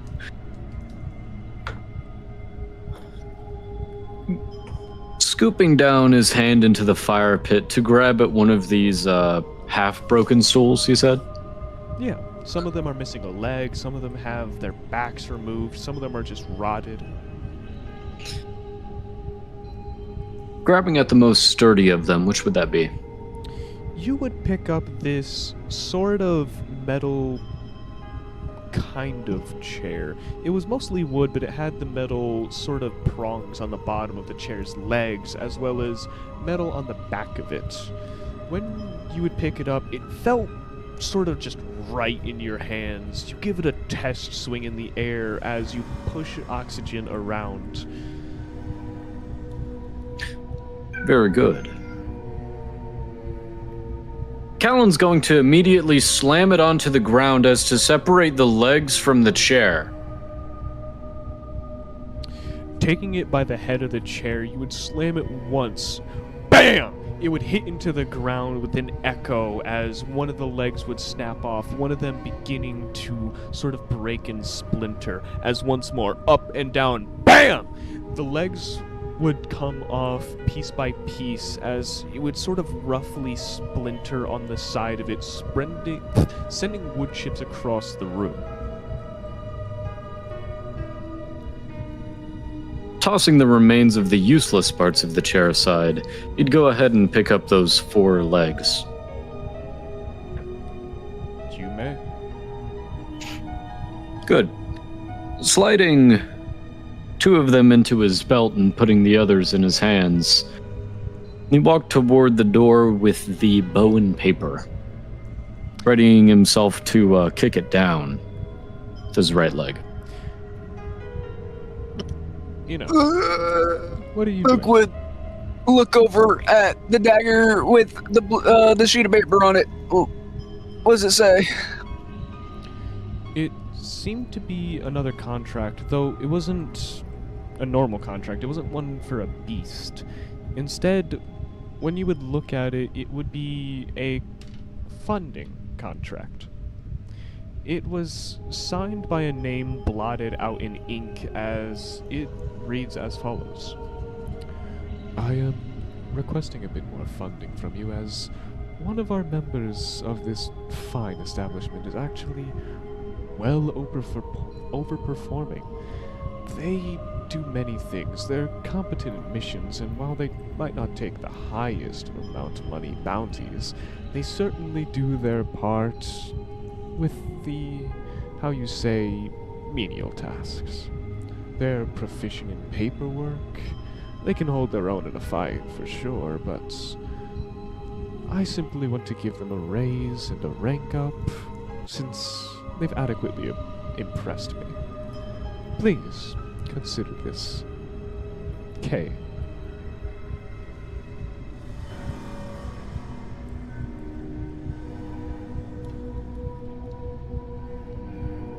Luke, seeing an opportunity for another weapon, another thing he could use, he would take the dagger before, for odd curiosity,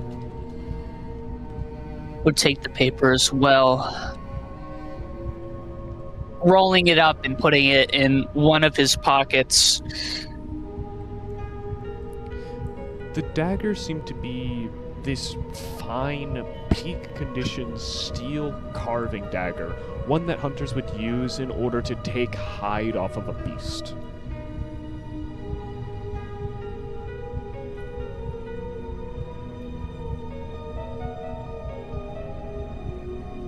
Is there anything else you would do as you see Mr. Callan beginning to walk forward?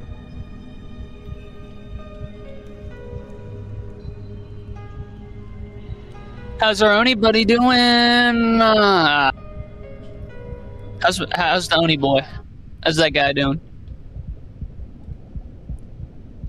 As you would look back to him, you see him sort of breathing up and down, controlling it. You begin to hear a heartbeat in your ear as you look at him. Drifter, you would also hear this as you're walking forward. Just the heartbeat in your ear, the thump in your chest, the slight twang and pain in your head.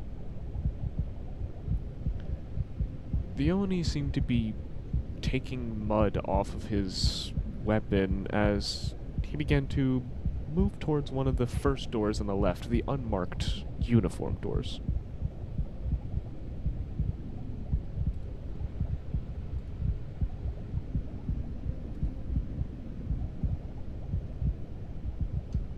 He would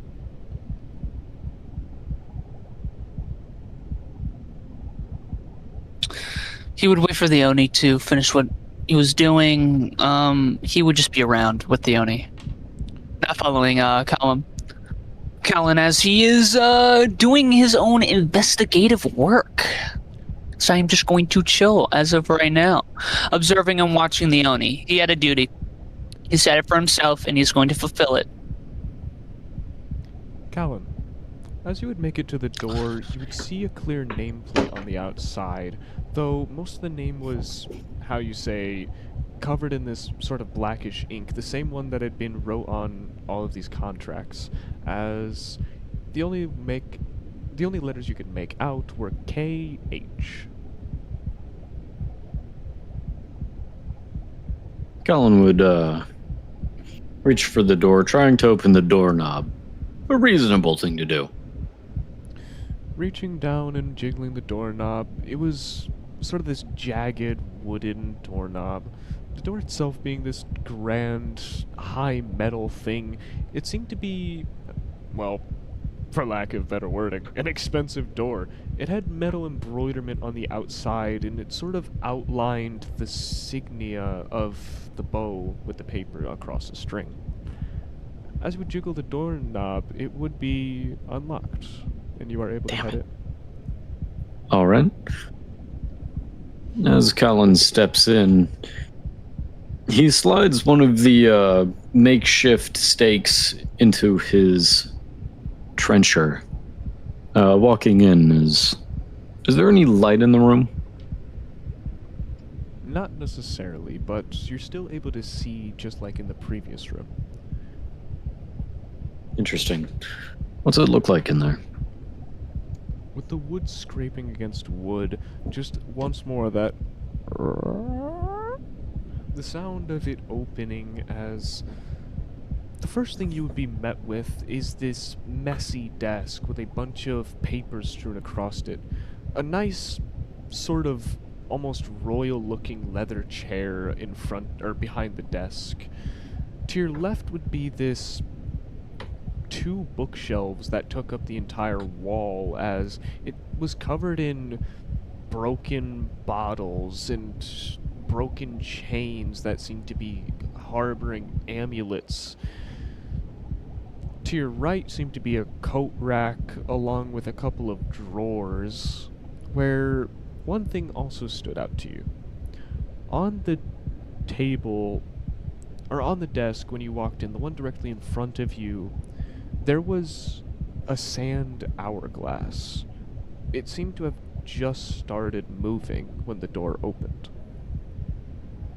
It seems to be about the size of a water bottle, and the only sound you can hear is your own heartbeat and the sand granules beginning to drain.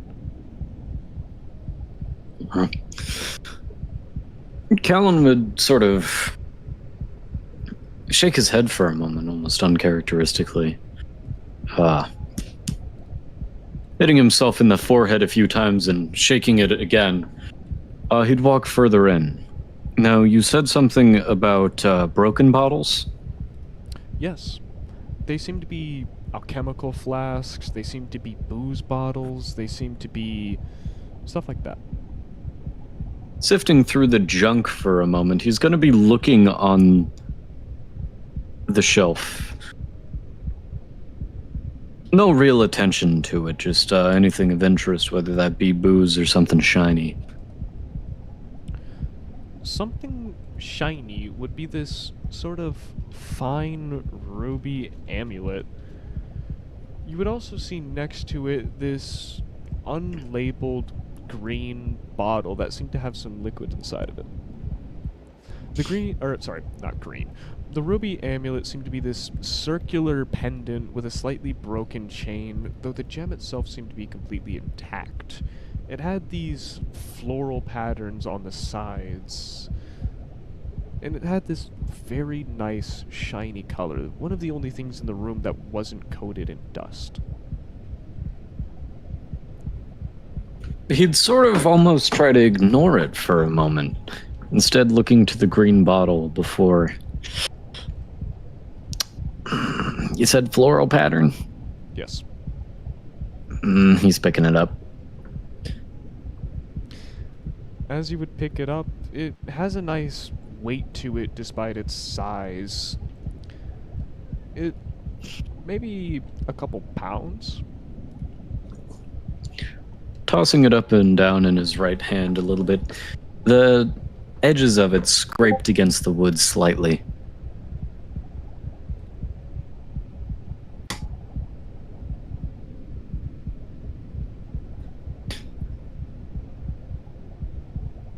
Looking it over, he'd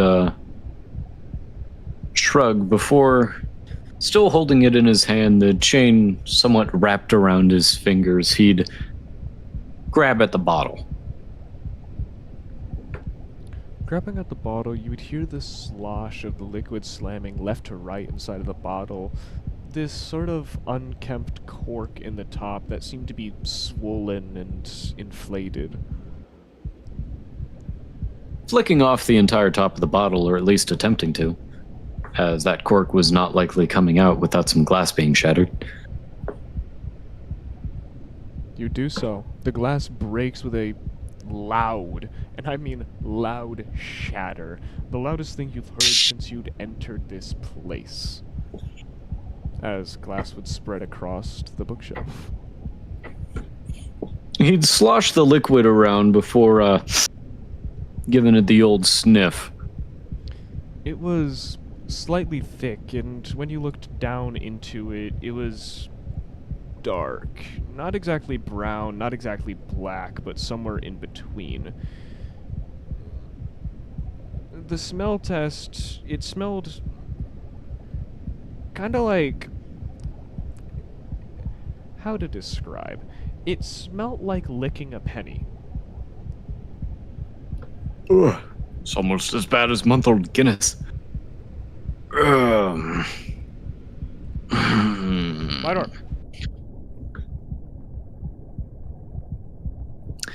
Yo, give me. He wouldn't give set me it 3 down. minutes. I gotta go. 3 minutes. I was about to say. What happened? Fellas, should I drink the mystery liquid? What's your... If you were your character... Yes. Yes. What? He's considering it pretty heavily. I have a plan for this room, and none of it includes exiting, which seems like the right thing to do. This will be funny.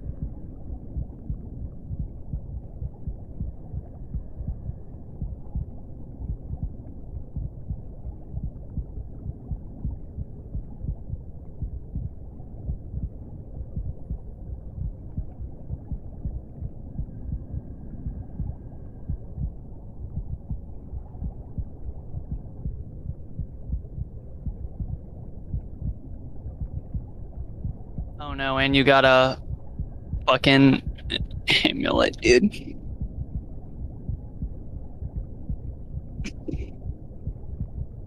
Fall in love.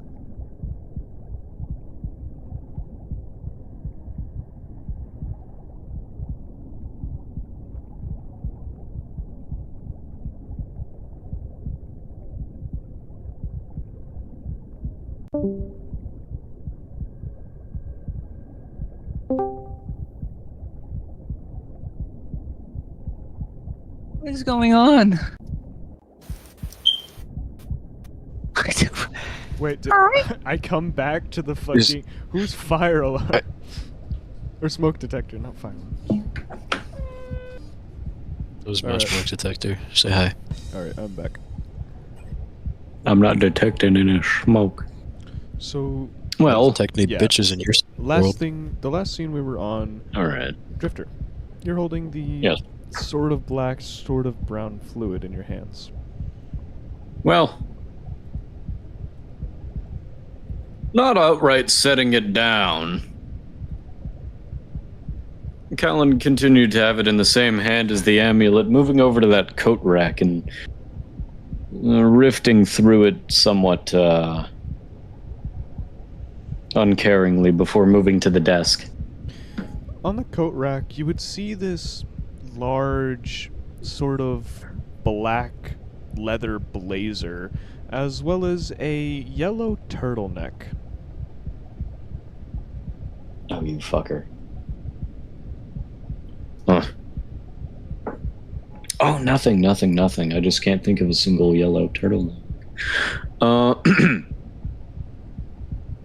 Not connecting any sort of dots whatsoever, Callan would, just move on. Now, a good or good enough drink requires a nice seat, he would say as he plopped down hard onto that fancy leather chair, immediately kicking his right leg up and moving his prosthetic one up to match it, sort of massaging his knee joint a little bit after he did so. As you would, the chair would creak, but it was pretty comfortable. The only thing is that it was a little small, probably made for someone a little bit shorter than your stature. Though, up close now, you were able to see on the desk. You're able to see some of the papers now, and, well, the first word that catches your eye is mortality.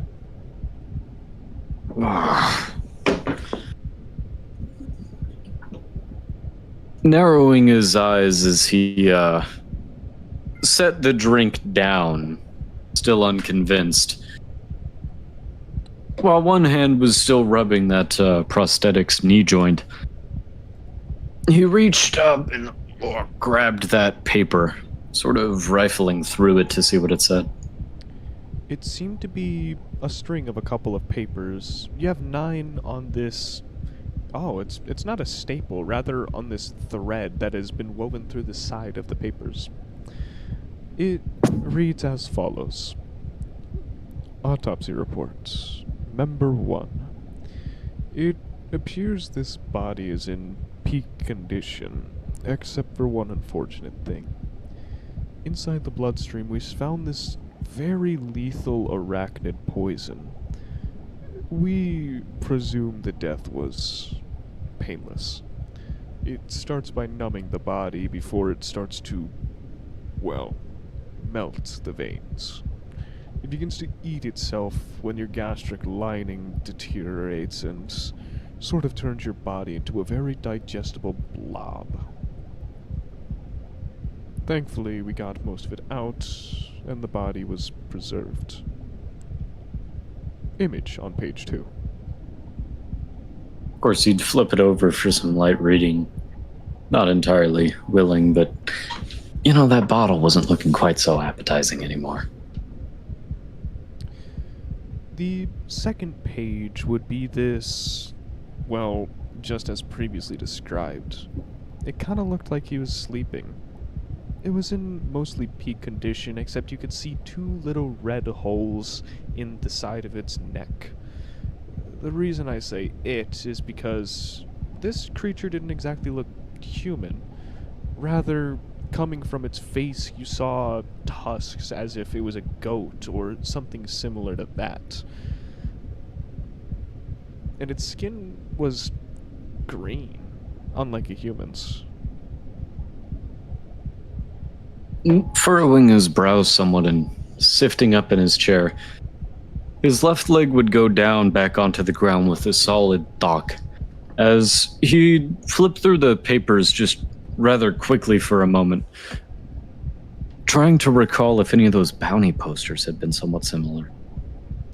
Flipping through the papers, you would get a picture of this very tiny spider with white and black fangs. On the next page, you would get this high-grade bounty where it would be detailing signification and rank up if you found these spiders. And on the last page, you got an image of one of these spiders. This sort of large humanoid figure. It looked like a magical beast if you'd ever seen it. It had 8 peculiar arms and this black venom protruding from its face, from its fangs. 8 beautiful eyes that looked like voids, as generally the camera was very blurry in image. Well, that's decently horrifying. He rolled the papers up and shoved them into his trencher. Sort of in a more uncomfortable stature, but... Are there any drawers in this desk? There are. There's 2 on each side. One being a smaller sort of hand drawer and one being one of those larger compartments. You can start going through the smaller ones first on both sides. Opening the one on your left, you would see this key. It was sort of rigid in shape, and you would also see a note.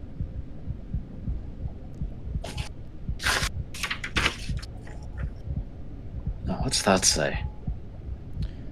Taking up the note, it would be in very fancy handwriting, unlike the ones that had been on the contracts.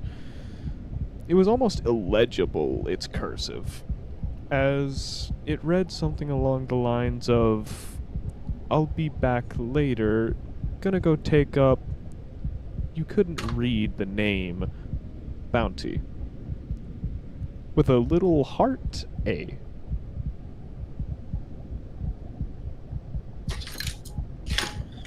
Huh. Well... Anything else in the drawer? Like I said, the rigid, weird-shaped key. It almost looked like a W. Pick it up, stowing it in the same pocket as he did the pilfered papers. And for the other small drawer? In the right small drawer, you would see these sort of gem earrings, nice little emeralds, as... Yes, that's the only thing in the drawer.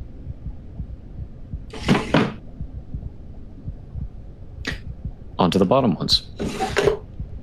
In the bottom left big drawer, you would see this massive stack of papers along with circular reading glasses on top of them.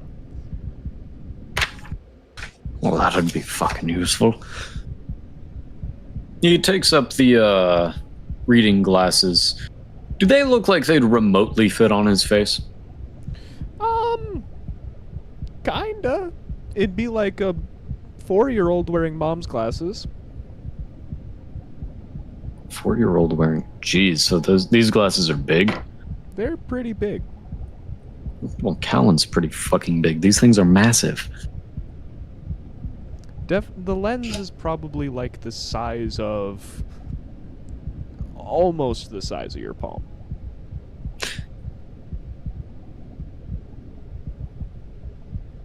He just put them back. Keeping that drawer open, he'd look at the next one. Anything in that? Looking in this right drawer, you would see various vials. Some of them are broken, and some of them are filled with not the same liquid in the bottle you had, rather a darker variant, being completely jet black and almost shiny.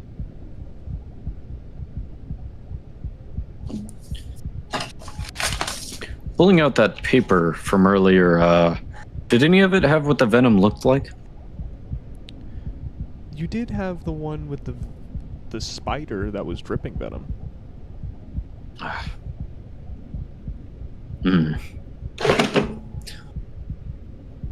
He's gonna try and rifle through as quickly as possible to see if there's any sort of venom notes on these pages in the left drawer. Skimming through, you would find one. This one had the paralytic effects of the spider. It went a little bit more in depth about the liquefaction process, about how it sort of amplifies the acidity in your gastric lining, beginning to make it eat itself from the inside out. He'd slowly pick up one of these bottles, shaking it a little bit. The bottle itself was heavy. It was weighted, almost like you were picking up a metal bottle, as when it sloshed around, it sort of stuck against the glass for a second before pulling itself off. It was almost like a honey consistency. And the others? The same? They're all the same. Interesting. What's the sand like right now? Sand? Oh, yes. I'm glad you looked at that. As it would be maybe 10-15% finished.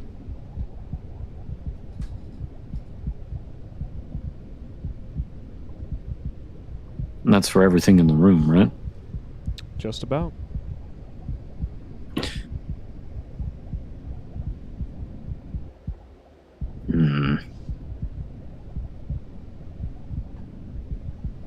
Now, you said there were 4 doors. 4 doors? Something like that, on the outside, right? So Outside of this room. there are many doors lining up the halls that are unmarked and uniform. But other than those ones, you have the one you're in right now, the bathroom, and then one with a hole and a circle on it. Callan's going to give one last look around, most particularly at the floorboards. The floorboards were old, as when you look down at them, you could see some of the dust had been brought up by you opening the door and stepping inside. And the dust, did it seem to collect anywhere? Maybe get sucked between any of them? It would not. Good to know. Oh, well, this is fucking creepy. Callan would slowly lurch his way out of the chair and walk back out into the hallway, stuffing all those papers, including the one with the venom. And he had taken the jug with him and the You also amulet. Yep. Okay. Good. Not that open bottle, though. That could fucking stay there. Wait. When you said the jug, are you not talking? What? Well, there's the broken bottle, Yeah. and then there's the one with the honey. Not honey, probably venom. Okay. He took that one. Okay. Okay. So you left the One of them. green glass bottle. Yes. Okay. As we'll move over to, you know. You here, man? I am here. Yeah, I'm here. You know, you had been watching the Oni as he went into these unmarked side rooms, coming out shortly after. Whenever you would peer your head into the doorway, it seemed to be living quarters. Whether it just be a thatch and hay mattress on the ground or something more grandiose. Maybe one of those sitting desk mirrors and a dresser or a coat hack. Or maybe even a cedar chest. Stuff such as.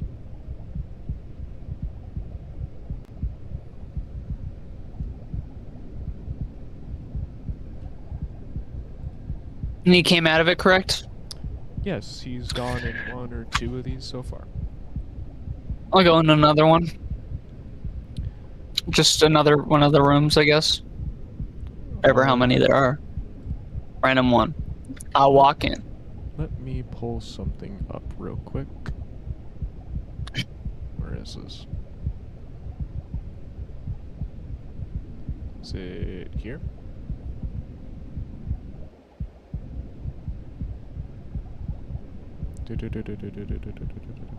Hold up, I gotta read through this, I'm sorry.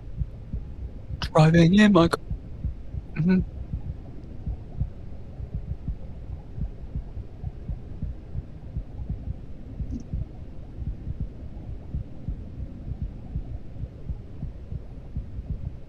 I gotta make sure I get this absolutely correct.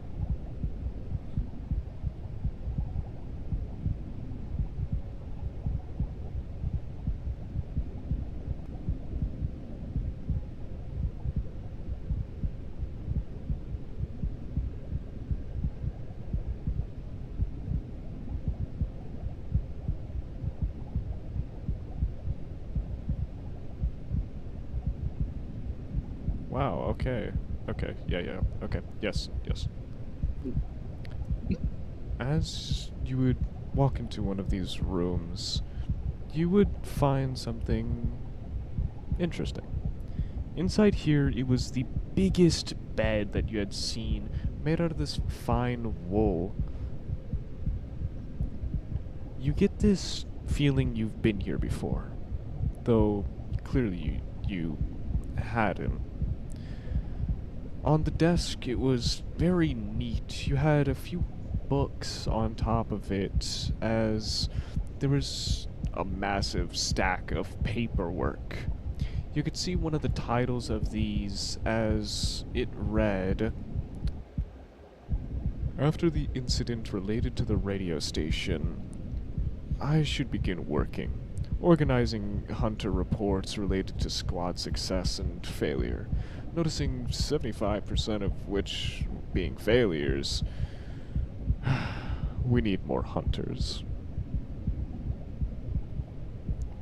It was in this very large handwriting, but it wasn't exactly bad, per se.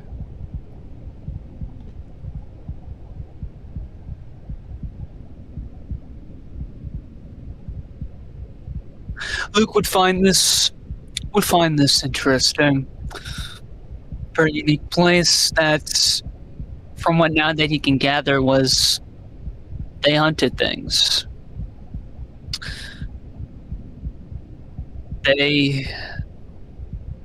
Animals? Things?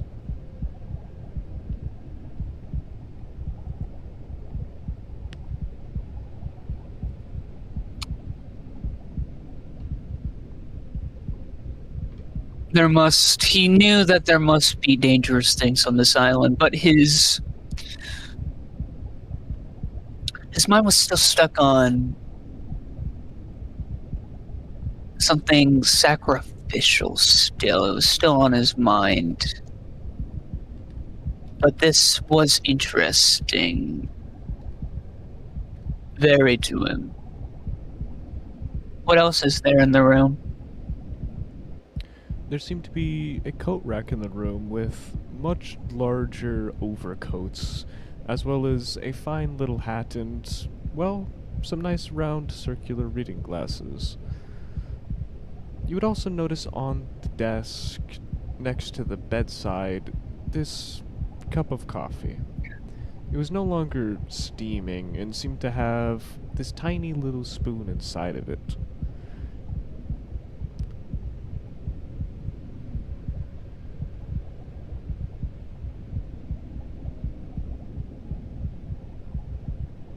Can I roll attention? You can roll attention. What would you like to find? Whew. Find any and maybe any weapons, maybe any medical stuff, maybe some medical supplies, something of that sort. For a friend who's fucking bleeding to death.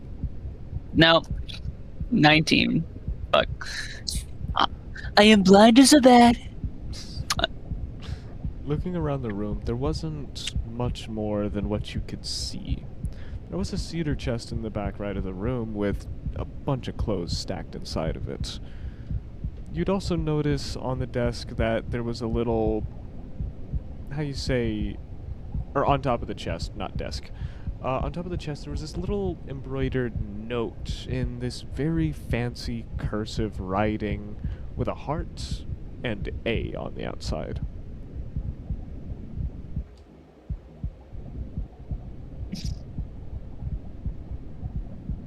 Chest has clothing in it, correct? Yes. It's open? Okay. Yes. Let's dig in the... let's go over and dig inside.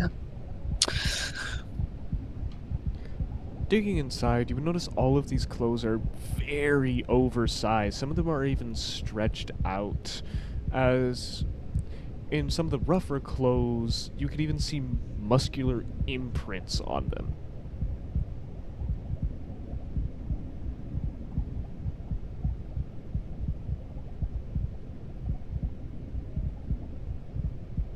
He would... Seeing that there was really nothing else, he would walk out of the room.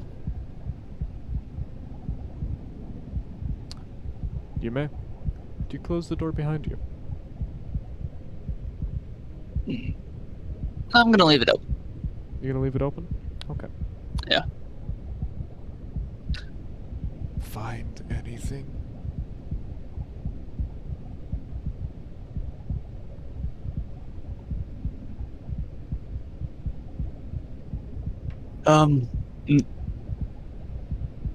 Some outfits that were very big.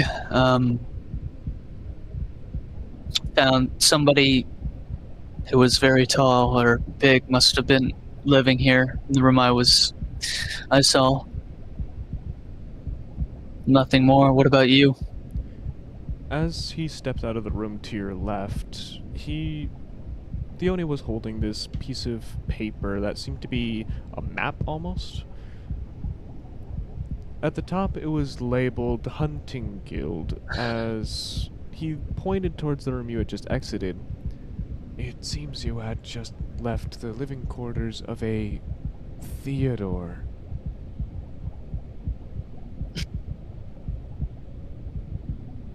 You look back at the room, looking down, up and down at the room. Looking up and down at the room, when you would look back, something would be a little bit different. You would see light shining in from the window. It illuminated the room as you saw the room was completely filled with dead air, skin follicles, whether it be dust floating, as it kind of itched your lungs. It made your heartbeat increase a little, making it more audible. Though something else could be made out. When you look back in this room, you get a feeling, a dread of all the paperwork you're gonna have to do in a couple of minutes when you return from your... What?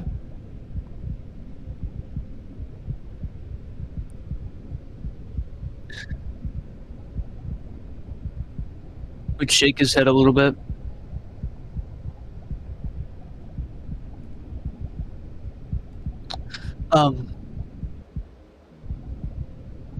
Let's go find Callan. You know, funny enough, as you would say that, it would be the same time Callan would come out of the door.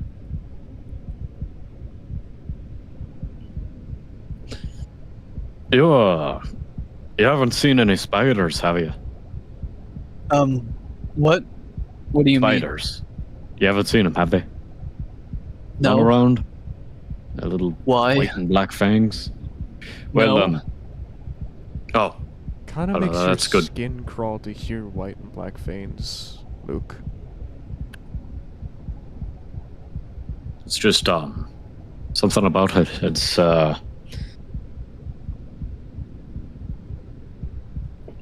fucking weird. Never mind. Can I look up to the corner of the rooms?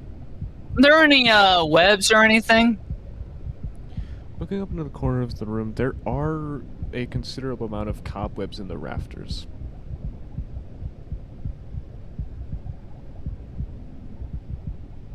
Cobwebs? Cobwebs. Is there light in the room? There is not. There was also something about a, what do you call them? The sand timers. Yes, some stupid word. What? Yeah, there's a timer in there with sand.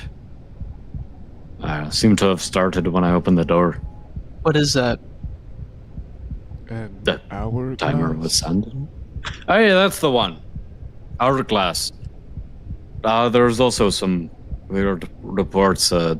There's this. You hold up the jug of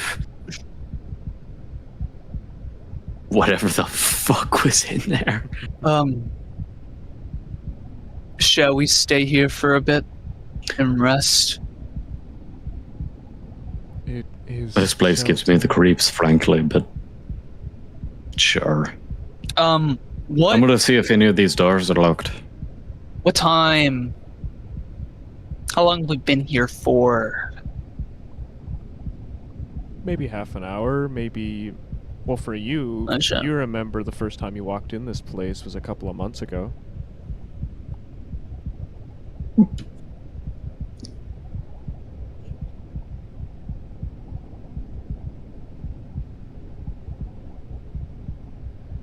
I look down at his tattoo, or all of his tattoos, looking at them before looking at the name again, scratching it more, looking back up.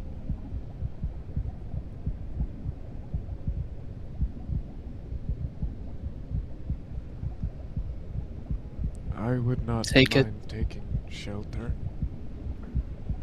Yeah, for now. We need to find you something to put that wound of yours on. Maybe bandages somewhere in one of the rooms, maybe. As he would raise the right side of his coat, you would see he kind of wrapped around a couple of shirts from the rooms he had sort of pilfered. Fair enough, lad. No chance either of yous ran into a locked door, did you? No, If not, I'm gonna keep on looking for one. I have not seen a locked door. Cool.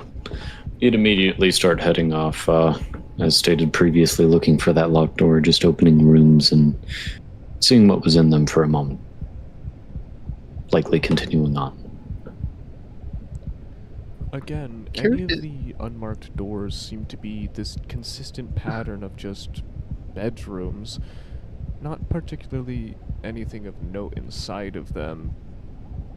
They all seem to be really uniform.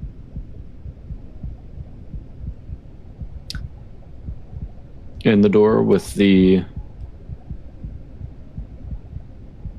hole and square. Before you go in there, you were saying something? Hmm? You were saying something?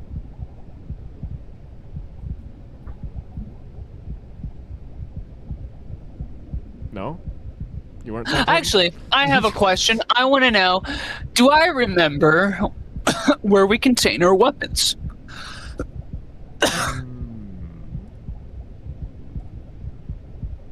Roll me cognition.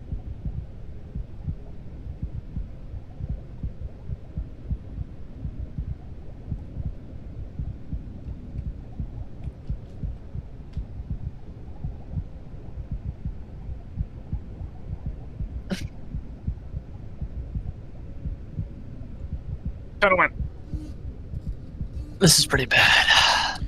Yeah, your eyes kind of drift up and over to the door that you see Callan walking towards.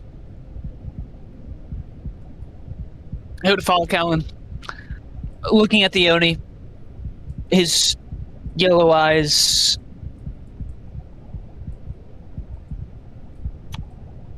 watching him for a moment before looking back, following Callan. The Oni would also follow you guys as Callan. Good. You would open this door into this sort of locker.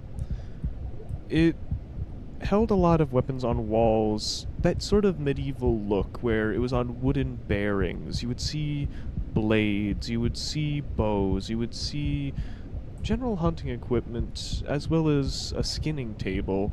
No animal on top of it, but you got the faint smell of iron, as well as stains on the stone slab. We say there was Are hunting those- equipment. Any chance of a lantern? Oh, that's true. Smart guy, smart guy.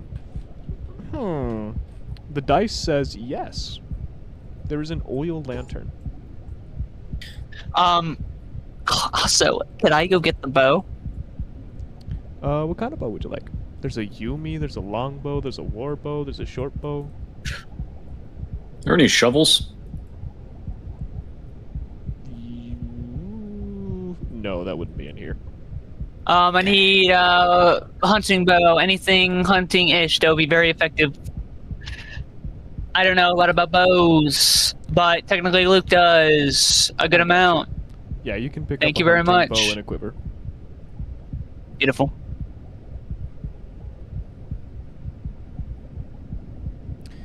As the owner would step oh. into the door after you two, he would slightly close it behind you guys. Just That's with the click fucking of the odd. doorknob.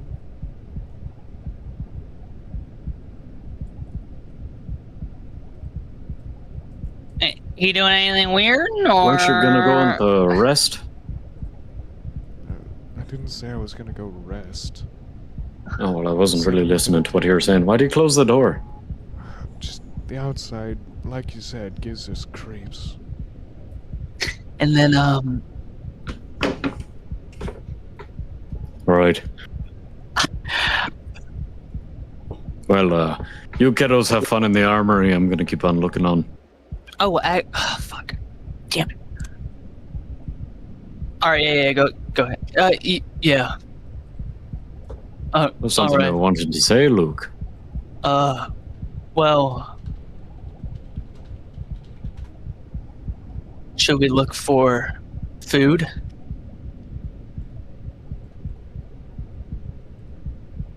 Well, there is a smell of iron, but I assume most anything in here will be rotted the same with the rest of it. Well, I meant hunting.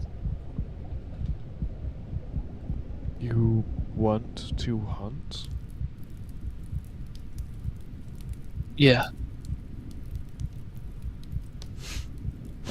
Well, we'll carry on then, I guess. Do you guys smell that? Smoke? Callan picked up the lantern. As you would, it had a nice weight to it, the paper on the inside making a nice pattern as there's a valve on the bottom to turn on the oil.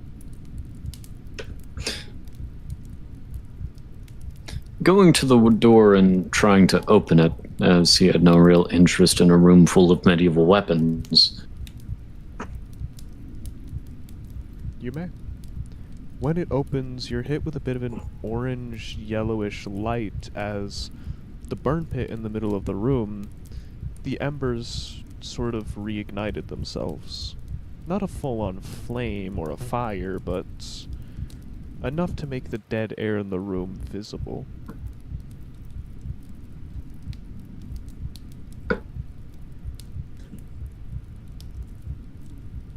Putting a hand to the stakes that were looped into his belt for a moment before just shaking his head and switching his lantern to his offhand to go back into the main room. What did Anything else change about it? What did you do with the amulet and vial? He's wearing it. The amulet is still wrapped around his right prosthetic hand. Okay. As for the jug, he would have likely set it down for a moment in the room, maybe forgetting about it when that fire had started. Alright. In the main room, there wasn't much difference beside the fact that everything was clearer now. You could see a little bit further outside as the fire lit up the whole room. Though something peculiar is that as your footsteps would march into the room, they would sort of echo slightly, but they didn't echo left and right. Rather, it was weird. The sound reverberated almost as if it was coming up and down.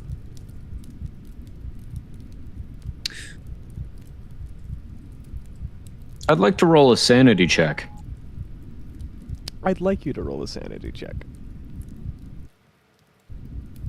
I have something interesting to say as well, depending on what happens. 33, I may have something interesting to say. You know, your beard feels kind of itchy. Another saltwater bath at the ocean.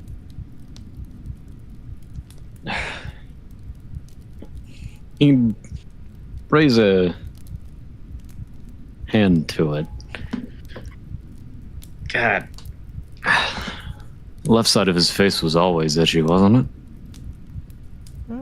Right now, it kind of was especially. God.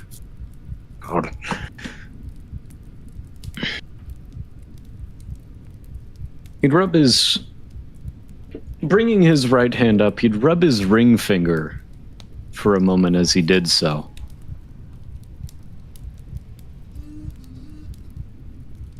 It kind of felt warm. Warmer than the rest of your body.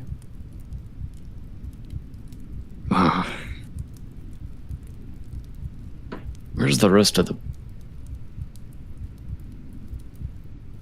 Callan would shake his head for a moment.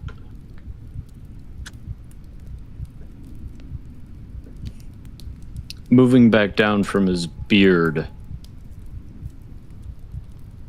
Huh. You Looking could at the amulet. shave. Just a moment.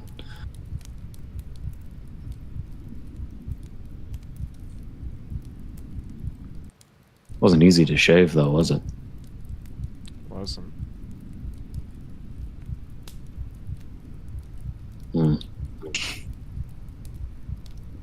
No matter. We'll continue onward anyway.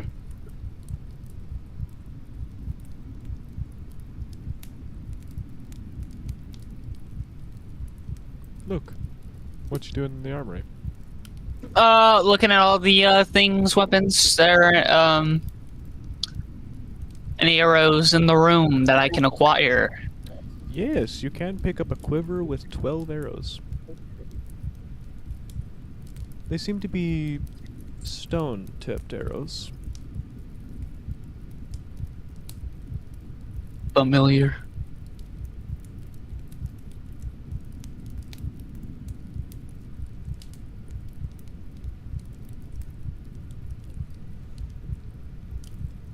We'll put it in this quiver.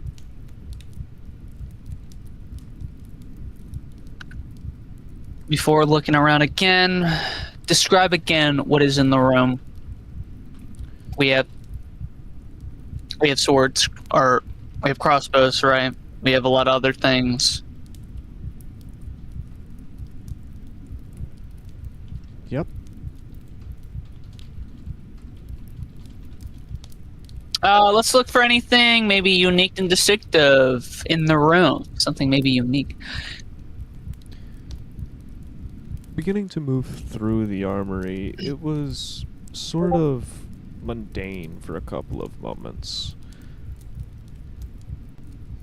Moving through, the shine of the metal would catch your eye a little bit. Each individual one, whether it be blade, axe, or whatever it may be. The stone arrows were the most unique thing in this room because every other quiver seemed to harbor either flint or metal-tipped arrows. But you happen to pick up the only stone arrows. Down by the back of the room, you would see this peculiar-looking sword. It was much bigger than the rest. It sort of had this picture on the side of it that looked nothing like it. It almost looked straight out of a fantasy novel, this picture. But the sword you were looking at was just a simple claymore, but large.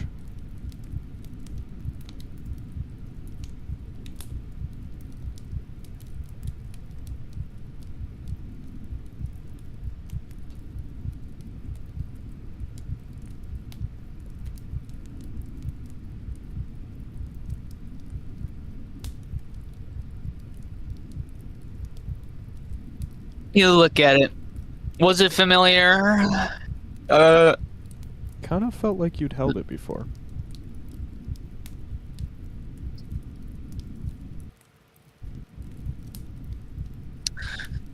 He would shake his head again. It felt familiar, but he himself knew he never really used a claymore from his knowledge. Take a deep breath again.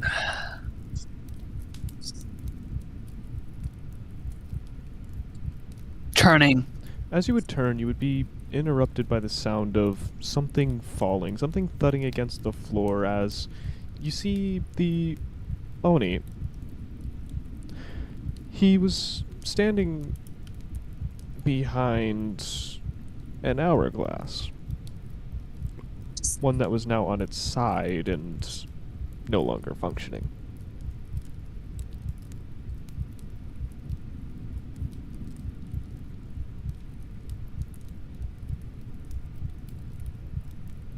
Are you alright? Are you okay? So it seems like when I was moving to pick something up, I must have knocked it over.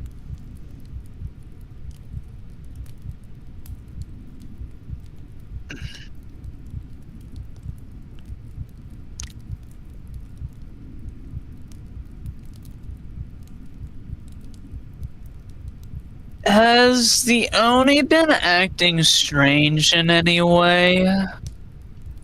Elaborate.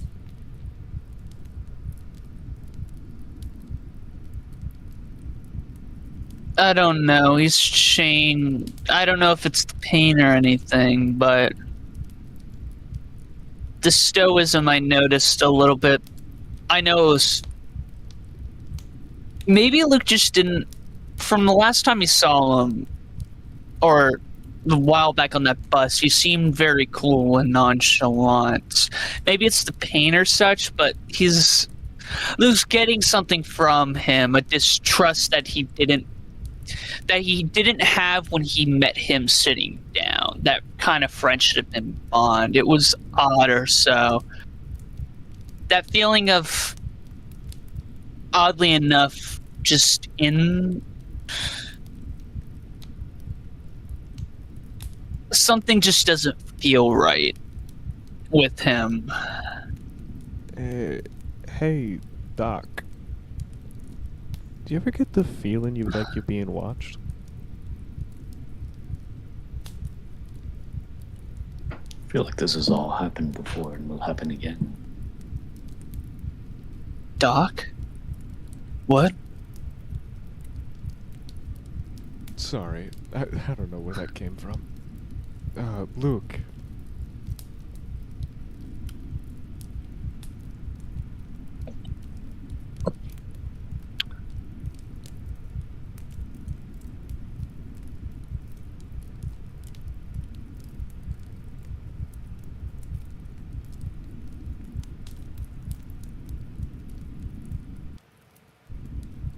Luke Wood.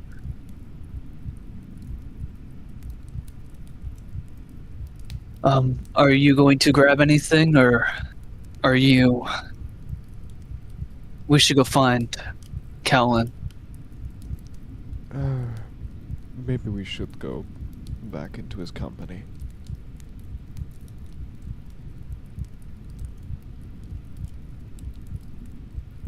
And then, where's the hourglass right now?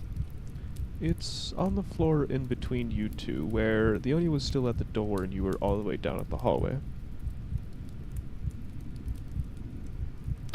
Can I pick it up? You may. It's got a bit of heft to it, a couple pounds, as it's the size of a water bottle. Looking at it, did it break, or... Did not.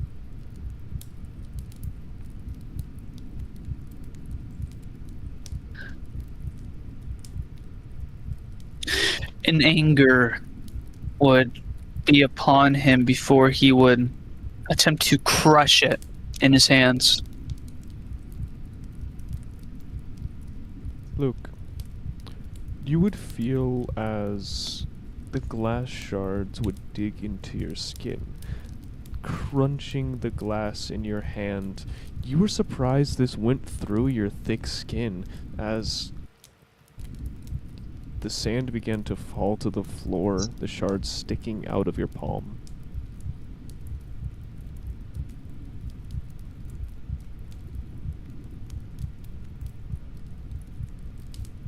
How many? Maybe 3 or 4.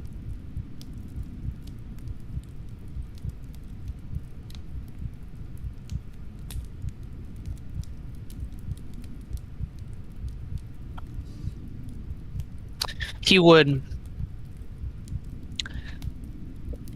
take each one out.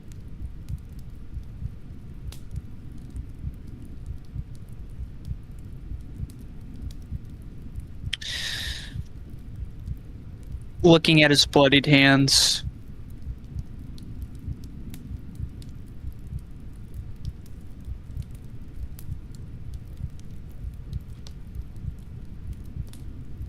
Before the bleeding, he would throw or move his hand outward to kind of spread the blood down at an angle onto the floor before he would walk out of the armory. As you would walk out of the armory, the Oni would follow right behind Oh. you, closing the door behind him as... Would you look at him? I would look at the Oni. Looking at him, he would have his weapon in his left hand, sort of placing it against the ground and walking away from the door. The door having something new on it. It was that black sort of tar liquid, as it spelled out 3 words. Hide and seek. And that's what will end your guys' perspective for now. Okay, good. Well, Good. I was waiting, dude. I was. So, I'm not hosting until 12 a.m. tonight. What? I'm not gonna host until 12 a.m. tonight. I have shit to do tomorrow. I'm not No, ending you're session fine. here. I'm not ending session here, but your guys' perspective, Inao and Drifter, are done for tonight. With this is going to have to be a 2-part session. Okay. That's cool. Jay, Ozzy, and Potato. Yes. Yeah. My ass needs food. 20-minute break. Damn. My ass also needs food. Alright. And we'll see stream in a couple of minutes. Love you guys. Mwah!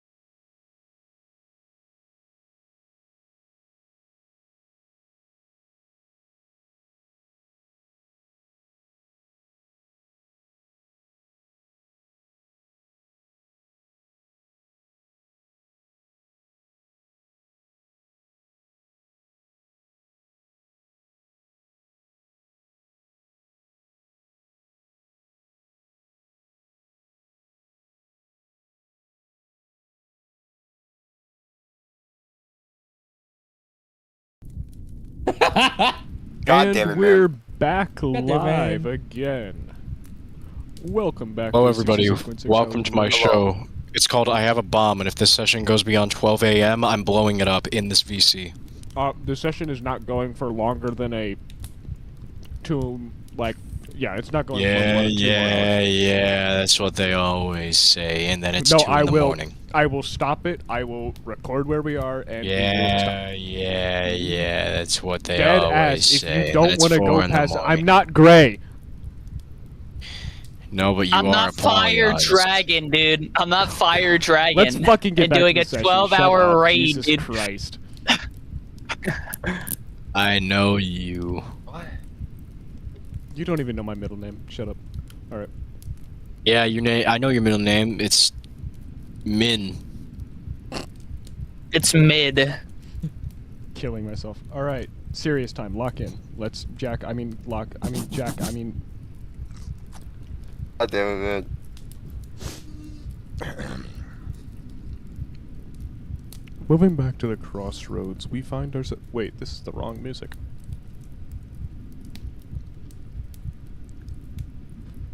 I'm sorry. Can we was play funny. Kanye West aggressive Jim Funk music? Oh, 100%. Can we get some Alex Hirsch in that too? Just that game of. As they find a Ford F-150. This is Can we where, get you the know- lyrics to Kanye West's Carnival overlaid on top of the backing to I was a bad bitch. who I want to know? Let me know. All right. Get out of my head. Oh, fuck. Find. I need water. All right, now we're actually locked in. Trust. Finding our way back to the likes of how you say. God, my throat. I am so sorry, chat. Finding our way back to the crossroads, the place in which the signs had originated from. You see your fellow group mates beginning to head left as the group behind you begins to spread off into the forest wildly, finding their own directions. If I remember correctly, B07 and Jens are heading right to the jewelry shop, right? Yep. Yar. Beginning your trudge, you would find yourself in this similar muddy environment that you'd been in for the past little bit. Of course, the mud is up to your shins still. It's a slurry, it's harsh to get through. It almost feels like weights on your legs pulling you down. The trees overhead are sort of suffocating a bit. Leaves that are decaying, leaning down in order to sort of itch at your skin.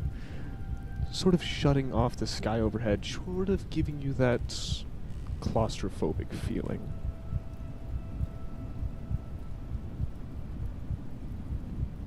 As you three are heading in your direction, what's going through your guys' heads?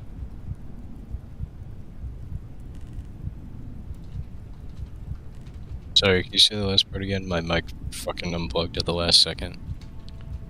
What was the last thing you heard? Let's go and. I was just asking what you guys were doing. Oh. Well, You? Where you go? no, I was gonna say, I was actually literally about to say you should go because you're first up in the order. Yeah, alright. I'm sorry. 07 would be talking to his right once again. Yeah, I would agree. Maybe we could sell for some money, right?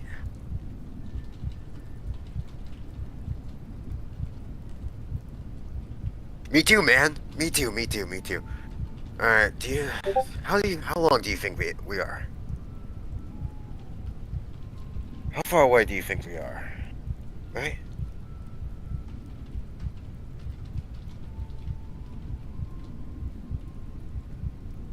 Fuck!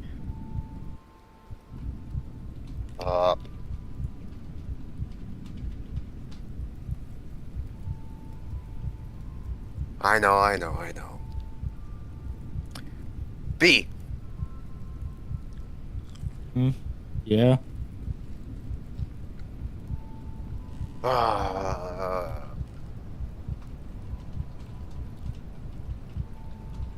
Do you... My brain, man. It's not working.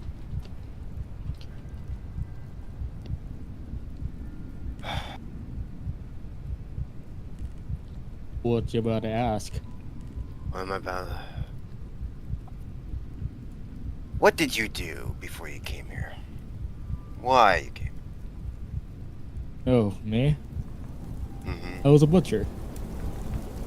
Obviously, I'm wearing the goddamn butcher attire. I just got back from work, and now I'm here. Why do you want to be here? Why do you want to go through these trials? Why are you seeking the gang? Oh? Fuck this environment. I have an affinity for meat. I've always wanted to explore the deeper ridges, find more exotic meats.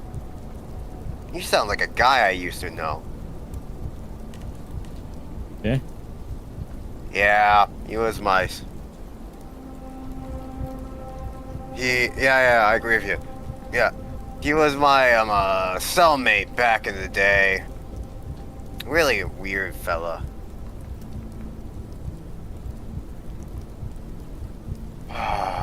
How did you all meet before I came here? Oh, minions?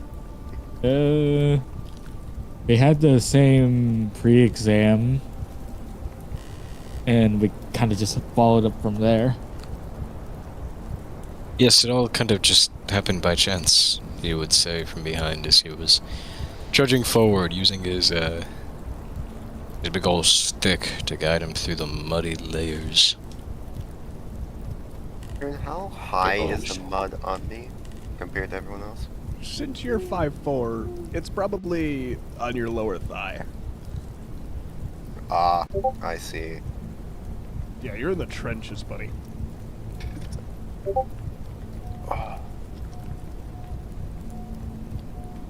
Fucking mud.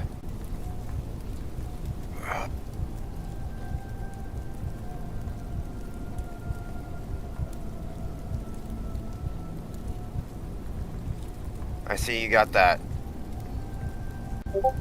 pipe, right? Minions. Yeah. Oh, pardon me. Jens you looks to pick you, up? he's like... Oh! Well, if you're talking about the pipe, I just found it lying around. If you're talking about the oddity on the tip of its... tip... That was... I suppose I dropped it in the wrong place? I'm still sort of trying to figure out exactly how it happened, but... I suppose I just... had it merge with something. Or it merged with something on my behalf, or it... It was a great lesson in how the universe works in mysterious ways.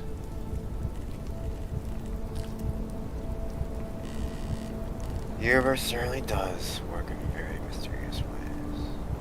Record? Yep. Can I have a look-see round? What's going on around me? And also roll for attention, just to Yeah. see Yes, you may, both. what's around. Alright. Wrong roll. Roll 1d100 plus 8? Plus 8. Bruh, why did you not respond, applicate? I'm pretty sure Dice Maiden's down. Oh, it's on. Dice Maiden, not Ab, right?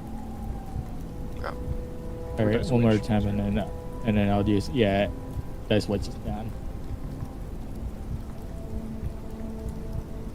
Damn. Yep. Oz. Looking through the wood line, you would kind of feel something. Your leg would be hitting against something that almost trips you up. It's not like a stick, and you can't exactly move it.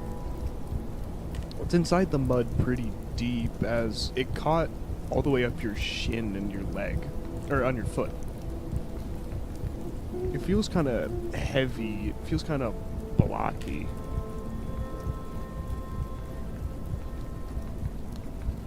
He will search. He will lean over and start searching the mud for wherever his foot's on.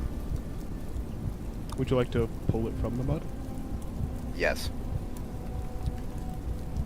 You two, beside 07, would watch as 07 would, from the mud, pull up this bloated, severed coyote head.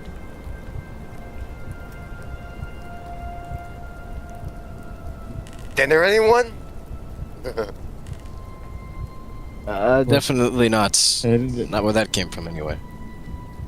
no, not from me at least.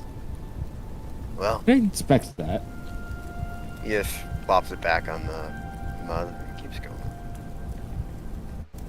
As you would inspect it, it wouldn't be unnatural. It wouldn't be done by a person, and it wouldn't be cleanly cut.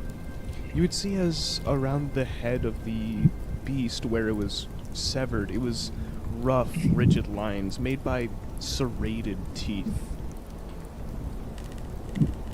You'd also notice that it had little to no blood inside of the head itself. Is it like the type of situation where the corpse is so old that it doesn't have blood? It's not old. Rather, it seems drained. It hasn't started rotting yet. Huh. Yeah, and just take a look at this. This is weird. No blood, yet What do you fresh mean? corpse. It's just no blood. No blood. Why does that itch your brain, Jens? Jens would take his pipe upward and then set it to the very side end of the neck and kind of guide B's hands to turn it around so they could get a look into the neck cavity. I do as follows. See whatever would be in the neck cavity anyway. You see 07 would be this... just. Oh, go ahead. What's up, 07? 07 would just be like trying not to get a look-see-loo as you two are just crowding the head, just like peeking over the side, be like, oh. We're kind of just still trudging, walking. You'd see this thick white bone on the inside of the head going all the way up like a spinal cord, but you could clearly see the coyote's spinal cord, so it was peculiar what was inside of this. It had more bones than it should.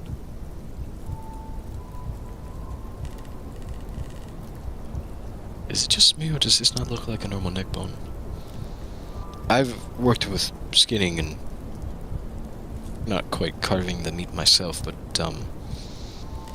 I've seen folk carve coyote animals similar. I've And this looks deboned like animals. another scrunched up rib cage. As if What you is took it going and on condensed on it. the neck? Oh, Exactly, that's what I mean. Goose. That's not usual.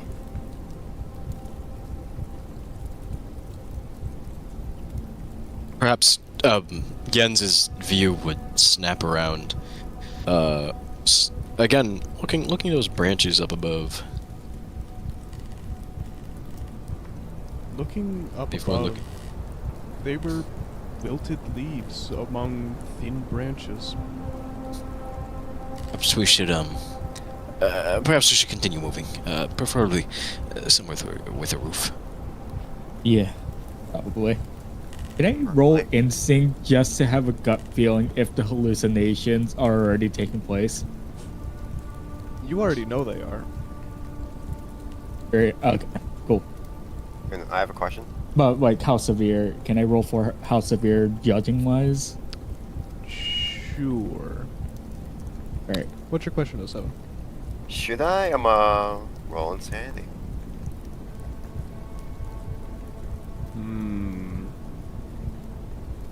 Not yet. Not yet. Okay, got it.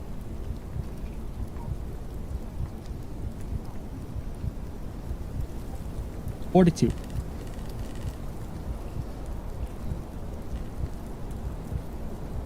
You're not over the edge, you know that. But you can tell it's definitely starting. Maybe it's already been started? You just know you're not over the edge.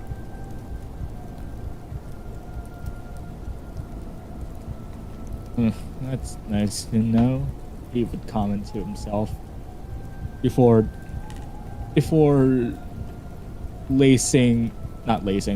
laying the coyote down off to the side, not wanting to carry that anomaly anymore.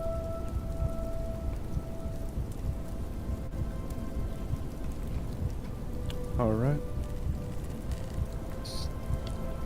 I assume you three would continue moving? Yeah, Jens, for one, we're gonna start walking toward the direction of the house. Maybe putting a little bit more of a front step into it. Inns would also do the I would same do- thing. Not Yins. Vandy will do the same thing. And would just start like moving how someone would in. I'm not just hoofing it, trying at least. It would only take a couple of minutes before something would end up appearing its way in sight. You would see this large building with a sign on the outside that seemed to be completely written over in this blackish, sort of tarish ink. Though it did have a symbol. It had this symbol on the sign which it seemed to be a kind of deer skull.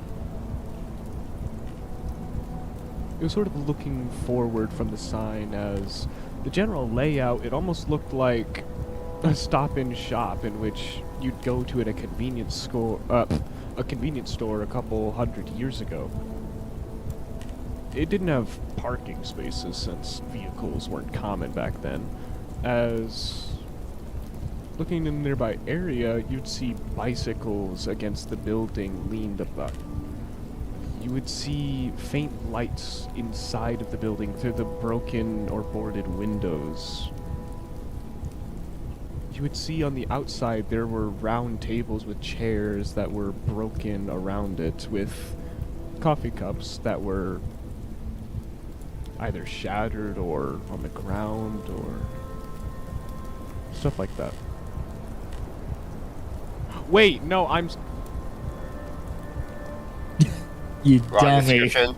You Wrong dummy. That was a cafe. I autopiloted. I autopiloted because I really wanted to describe the cafe. I am so sorry, guys. All right, I mean, we yeah, made a this U-turn full and made it to description the of that cafe. Yay! I'm sorry, I autopiloted because I really wanted to see the cafe. I'm sorry. I realized as soon as I started doing it too. Sorry, I will re-describe. What you guys would end up seeing is this sort of interesting looking building. On the top of it, it was maybe 2 or 3 stories. You saw this orrery. It almost looked like a observatory. One of those big magnifying glasses that allowed you to look into the stars. It was relatively run down. It had vines running up the sides. It had generally this sort of older, overgrown look to it. The stone building itself had cracks in the sides, with whatever windows that were there were broken out and boarded up. Vines crawling on the inside of these windows.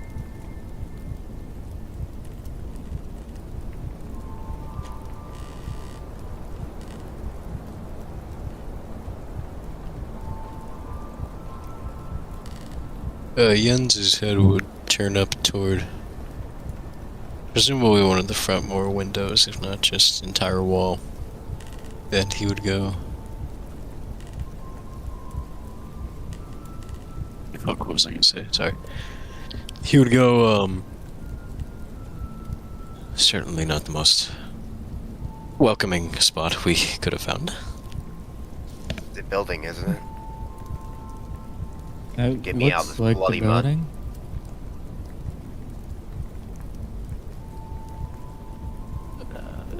Agreed. I would How's about if holster we- my Bowie knife really quick, just in case. How's about we take a step inside? Yes, yes. Jens would begin toward the door, taking his pipe up, and kind of holding it forward, not in a spear kind of way, almost in a defensive stance, as if he was getting ready to shove somebody back with it.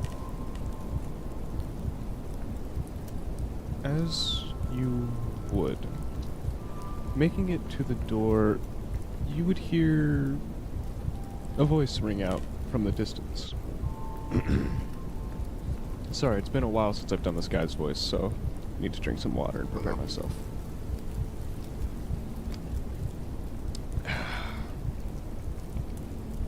Hey, fellas. Oh, Hello?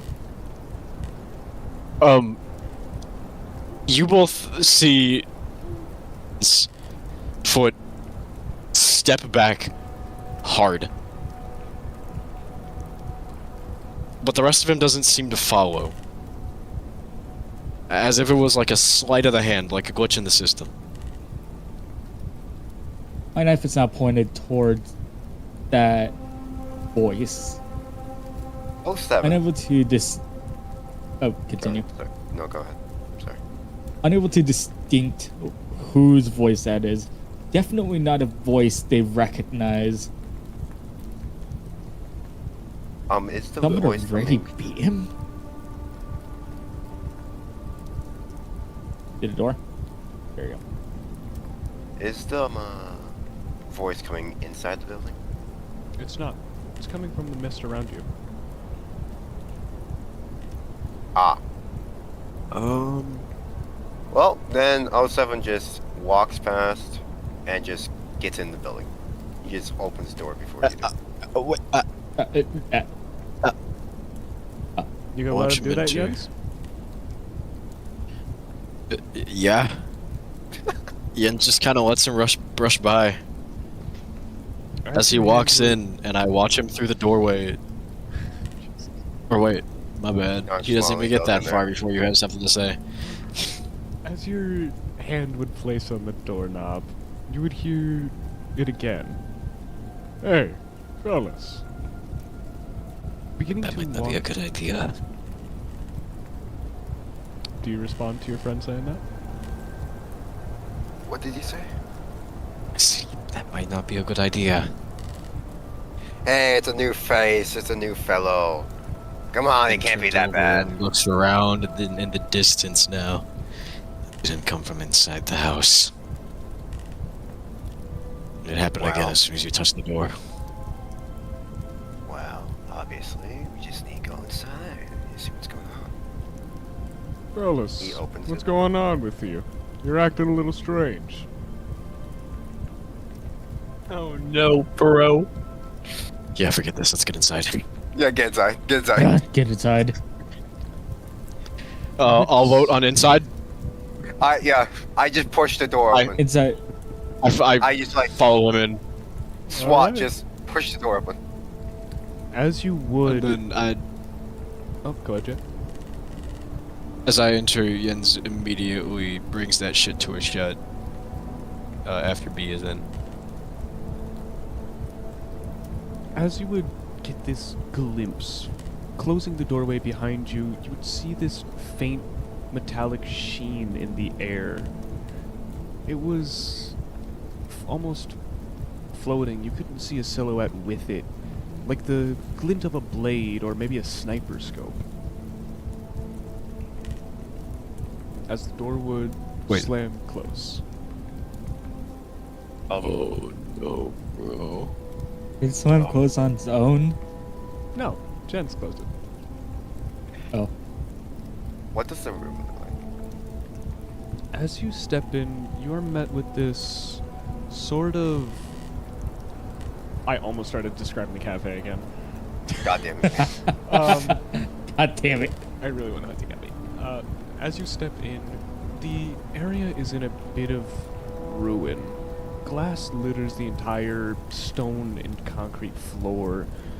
You see glass cases that originally held nice bits of jewelry being strewn across the room in disarray.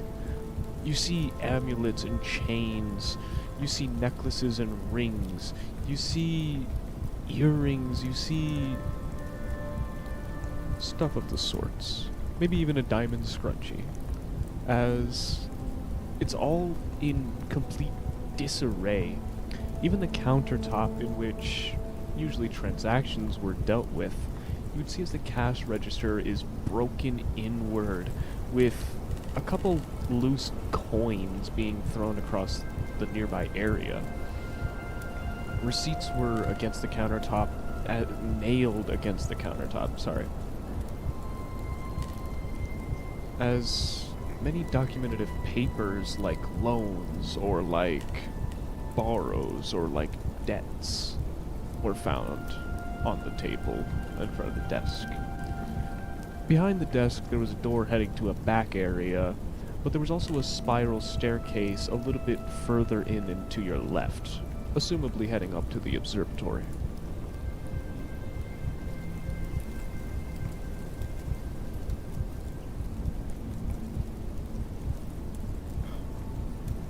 Seven, seeing this disarray of a door, jewelry store. Could you speak up, Thanks. Oz? Sorry. 07, seeing the Thank you. disarray of this store. He thinks, ooh, easy pickings. Ooh, shiny. He goes around, take shit. I don't think. Never mind. He does not listen to you. Jens is still at the door.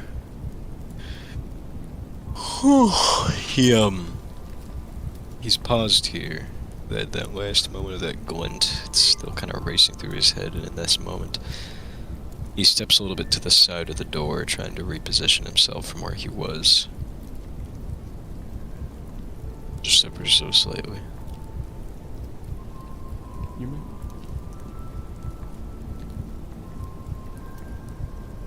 What's B doing? Huh? He is kind of just scouting around, just looking through different areas in this unfamiliar building. Also, he can't take his eyes off the jewelry, the scattered array of gems, necklaces, chains. As he has a gut feeling that might make him feel like he's gonna look cuckoo to the other two. Can I roll for instinct to have a gut feeling if any of these are like cursed, enchanted, or any of that sorts? Well, but you've seen these rings before. Oh no. I have. You have. They're all very special. They actually used to be owned by one of your friend's friends. Huh. You remember one of your bosses actually leaving to go to a jeweler to talk about this ring that was... It was messing up his ring finger for some reason. Can I go and find that ring? You can begin looking around. As I do, looking for that one ring, as it might be here. Just might. Record. Yeah? What does the voice in my head say?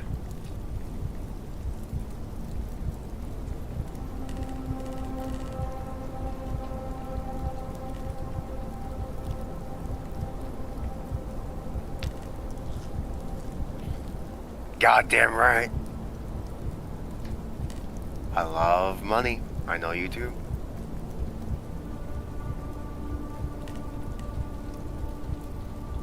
He would start picking up all these jewelry.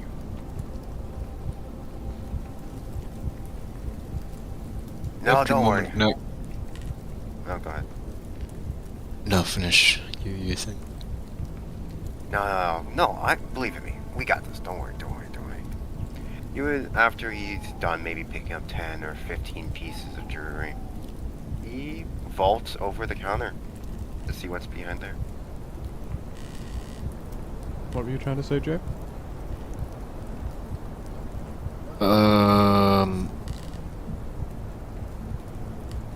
After a moment of not getting shot successfully, unless there is an addendum to be made in the next 3 seconds, Jens turns cautiously over and looks toward the stairway, placing his pipe out, now as in a spear motion this time around, as he begins slowly stepping towards that bitch. You would. You begin to slowly step towards that bench. He creeps closer to it. If I may be so bold, we get a view from further up the stairwell looking down as he comes into frame. Stares up at our view, looking further up into the staircase. As he looks up that way, does he see anything at the second floor, or is it too out of view?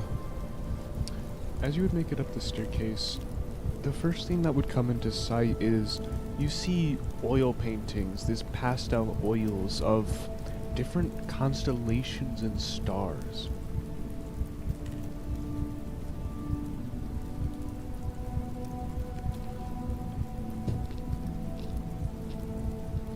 This is radically different to the first floor.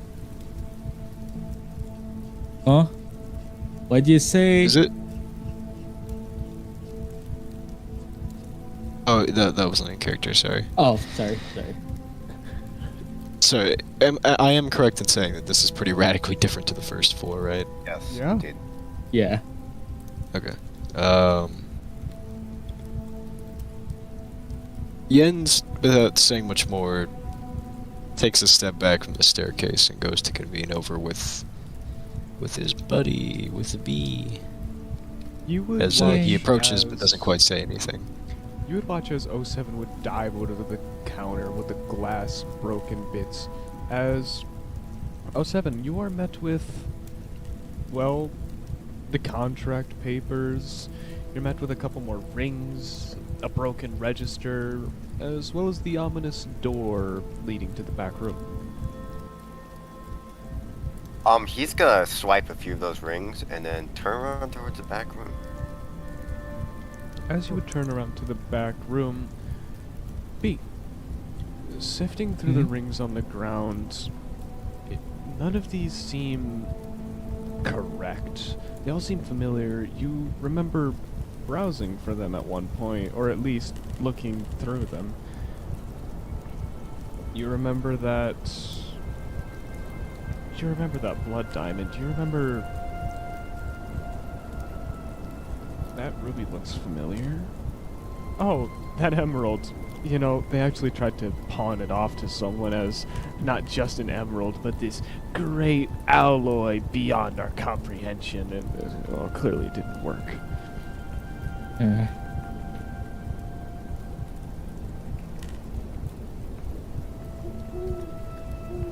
All of these are so familiar, yet nothing feels correct. Is my mind playing a trick? It. Well, You we can- are you under the can effect of some invisibly- sort of a hallucinogen, Jens says can as he gets see- closer.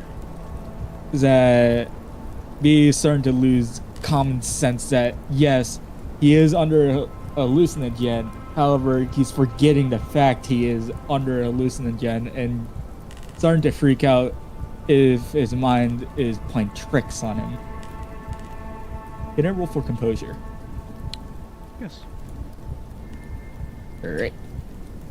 This is a minus something. Or is it? I rolled a 5. That's Um. wonderful! That's why I wanted to do it! Hey, B. Yes. You know, this situation, the feeling in your chest, the beating of your heart, it reminds you of when you lost your arm.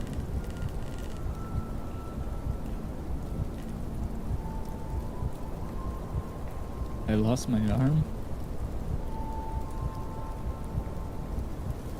For how long? For how long?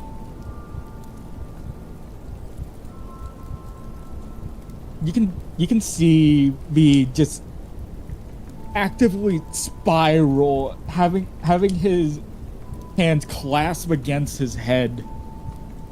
Just You feel a hand unable to think. land on your shoulder as Jens turns you towards him. B, What? look at me.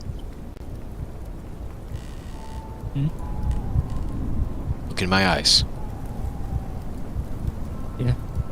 Okay. Whatever's on the table doesn't matter. Look away from it.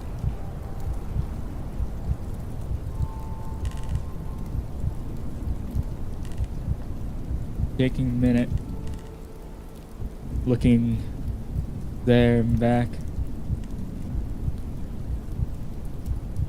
I would reckon to say there might be far more dangerous things in these swamps than hallucinations. It sounds so foolish, but we should ignore what we can. Yeah. Then you hear. And from- you still have your arm, he says as he bumps your arm with his knuckle. Oh, I thought I lost my arm. What a foolish thought. There it is. Let's turn our attention towards something else. Perhaps, the one with the hear black eyes behind- is found. You hear from the back of the behind the counter. Hey, fellas! I found What? back door. Okay. Still a bit Is it- nerved from the whole spiral encounter. You'll just turn towards Jens and just nod. Jens would motion over with his head toward the door. Let's go, see what he is up to. B would nod. Alright. And Jens would lead Is it over. door? What does the door? What does the door look like?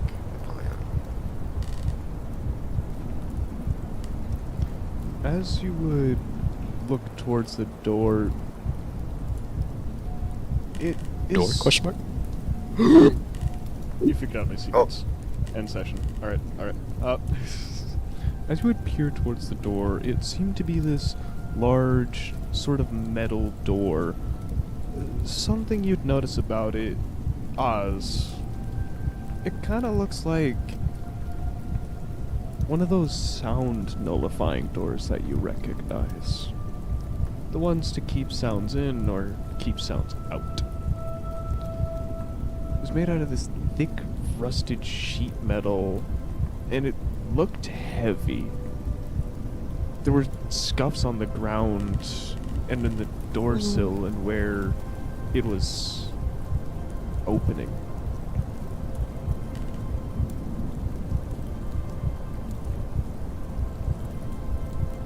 Not again.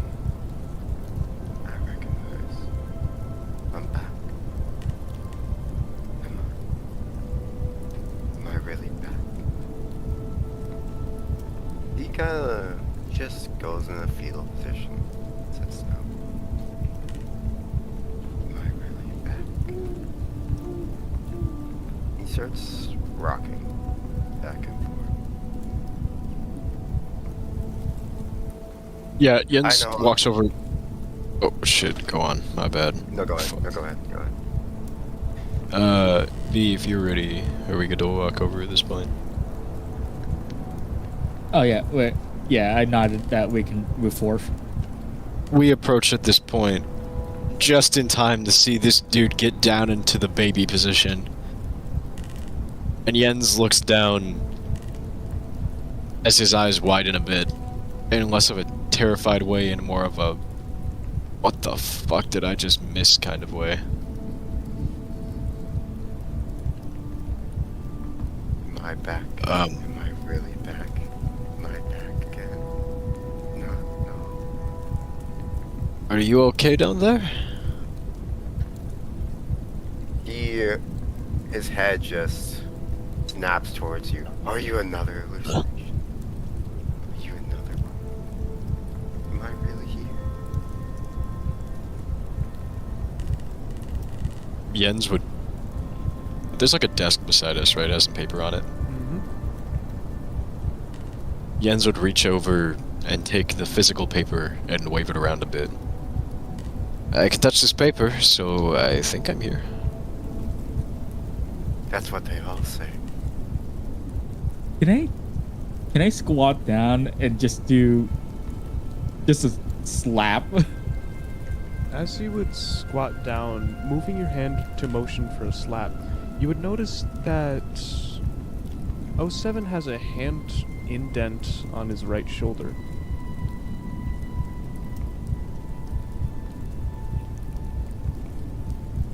Was that always? Was that? Was that always there?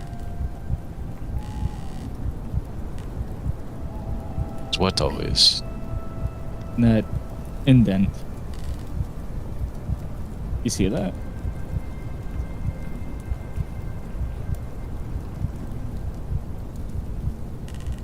Yeah, Jens looks to it. It looks Not almost quite sure as what if to a make of it. handprint was. It looked as if a hand was resting on his shoulder. Like, it's indenting right now. Mm-hmm.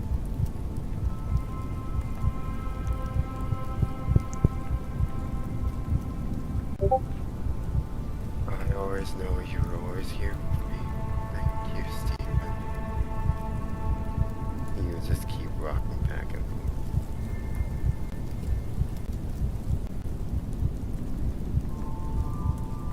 Jens' mouth would be slightly agape at present.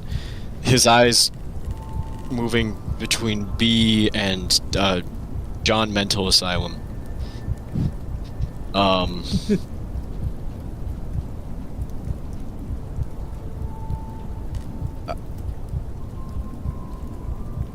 Perhaps we give him some space. Yeah. Besides, what's behind this door? Wait, Osama, are you blocking the door? Or No. like- I'm No? beside it. Okay. Can I see if the door's even unlocked? As you would jiggle the door handle, it is unlocked. Alright, what can I see after I just swing it right open? You. Wait, hold on. Hmm? May I make a roll for sanity? Would you like to? Yes. Go ahead. Let me get the... Hold up. Shit, Google Doc coding.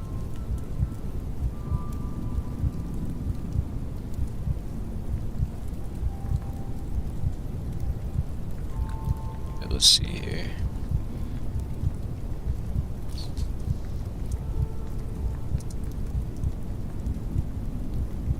Oh. Oh. Oh. Oh no. Oh. As you about go to to get open you. the door, Yen's hand reaches out as you hear him say, "Wait! We should assemble the crew before..." Too late. And then he stops and blinks twice.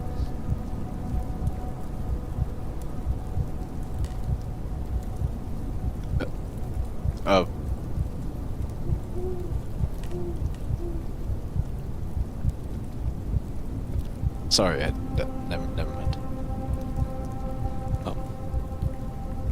Be careful before you open the door. He steps up closer, taking his pipe, and being a little bit shaken, he steadies himself and points it a little bit forward, tilts it a little bit. He stances up.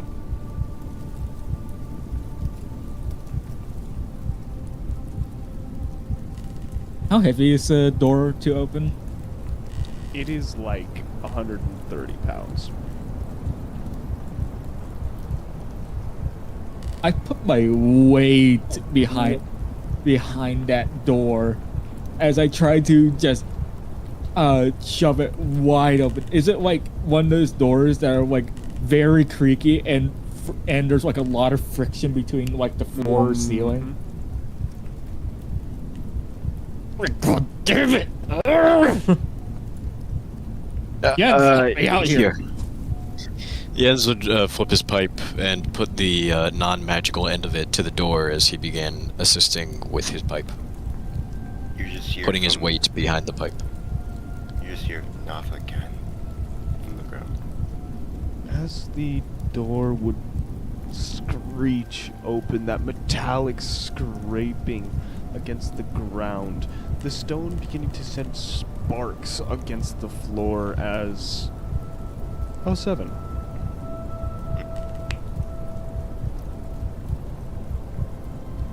Oh, You would look inside the room as, from your angle, you're able to see it first. It would blast you with a hit of cold air. Wait. Batman. I started describing the fucking cafe again! God damn it, man! God, I really want to hunt the cafe, guys. I really want to hunt the cafe. Alright, You might. as Yeah, let's the do it. metallic door would pull out and scrape against the ground, not a gust of cold air would hit you. No, sorry. Rather, as it would pull, you would find yourself in an entirely different room. This room seemed to be almost unrecognizable, though it was familiar at the same time. It didn't look like a jewelry shop, and it didn't look like an observatory. In fact, this room looked bigger than the outside of the building, as if it didn't fit here. Looking inward, you see a roulette table. You see different sorts of gambling equipment. You see a poker table. You see chips across the floor, along with drinks and silver platters, with glasses that have been shattered from it being dropped on the floor. Chairs across the room with different types of currencies, golden coins and papers. But one of the most interesting things is right in front of the door, you see an hourglass as the sand begins to fall.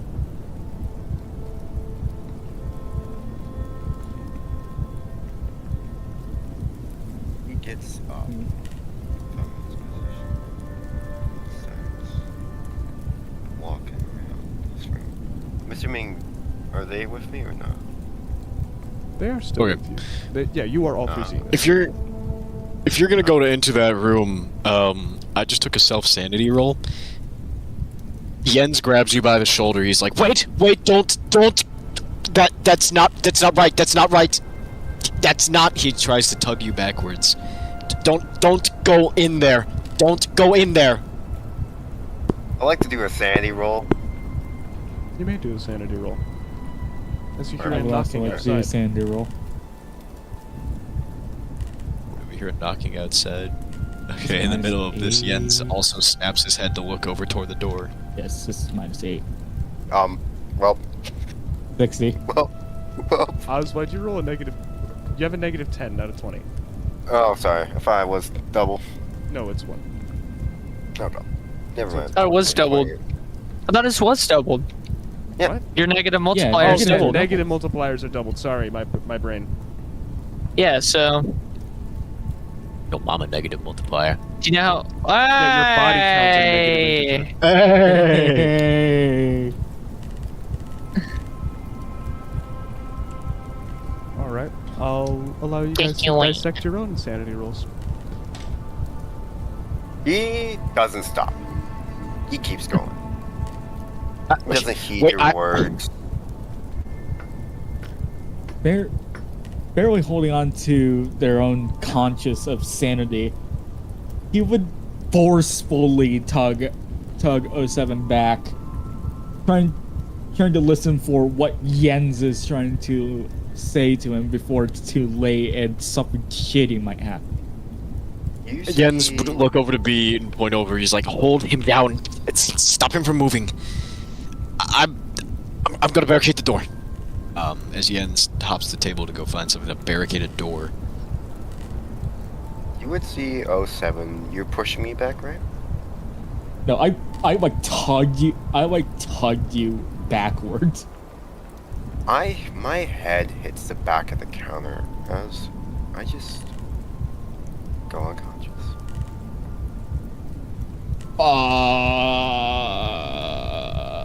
Fuck. What happened? You hear a loud Jens says as he thud drags and a chair slump. over from. Jens drags a chair from the corner of the room toward the center as he looks over. What?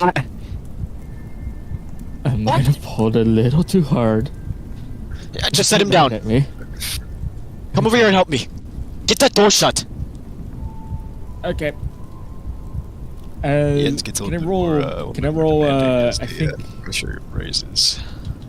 Can I roll musculature to see how fast I get that door closed? You may. Your mom's got musculature. 56. You're able to get it closed in maybe a solid 10 seconds. As the last thing you see from the door is the hourglass on the floor. As the metal door clanks close. Jens, in the meantime, while you're barricading the door, through the small sill window, you see a black silhouette.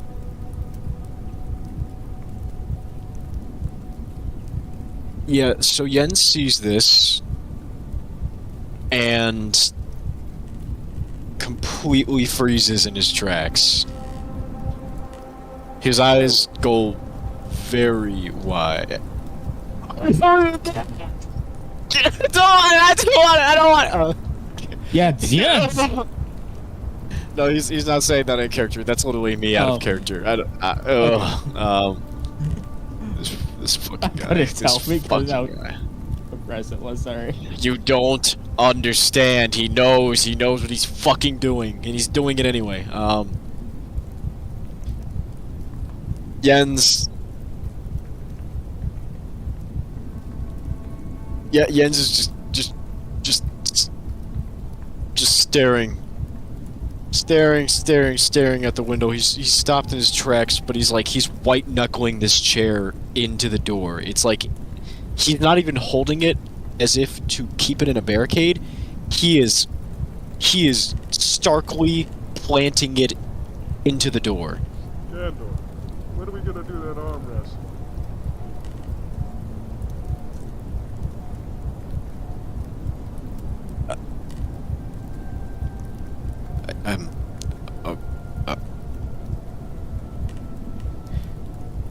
There's a 69. Oh no. Jens Oh, no. jerks his Nice. head in the other direction from the window. The word that can't something reverberates in his head. It's like an earbud is plugged into the side of his head facing the door. He's still frozen, and very visibly stiff, like someone just saw a ghost. He is staring wide-eyed at the floor at this point. You got any idea where Theodore is?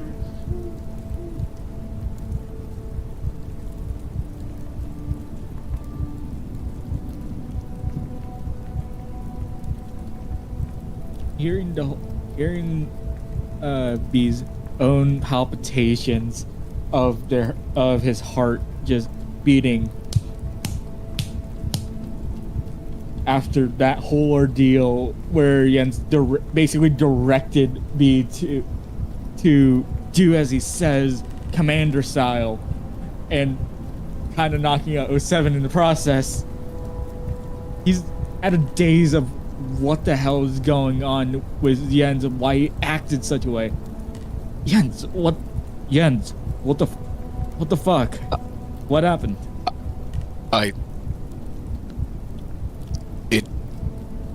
It is the beast.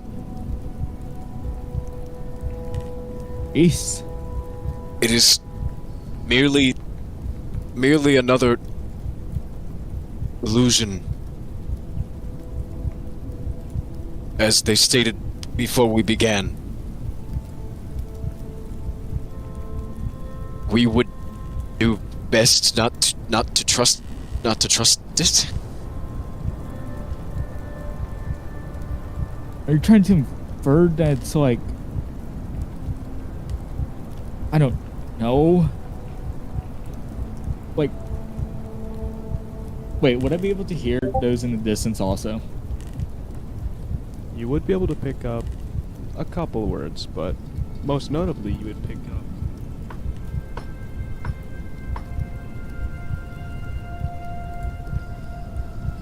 It's supposed to be like a deliberate knocking noise. Mm-hmm.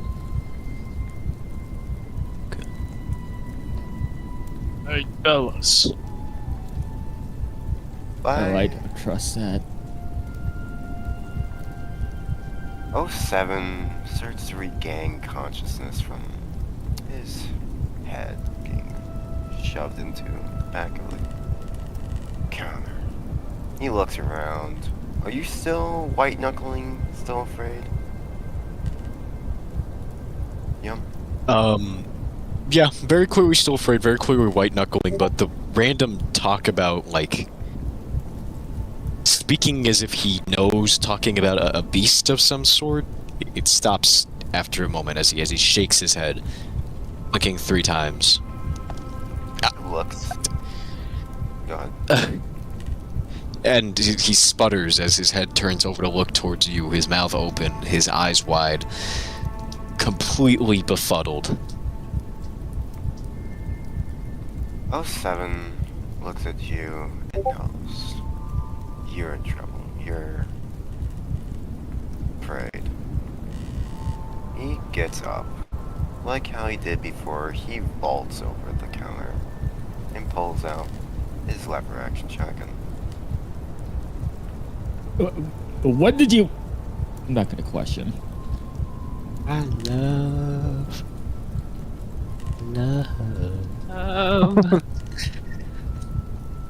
What do I see, Raccoon? Where are you looking? At the door. The front door. Again. I'm the only thing in front of the door. Hold on. Again, through the small glass blip, all you can see is this black silhouette. He calls out, Steven! Is that you?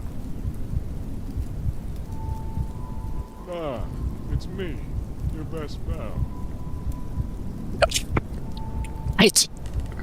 He doesn't speak before. What's going on here?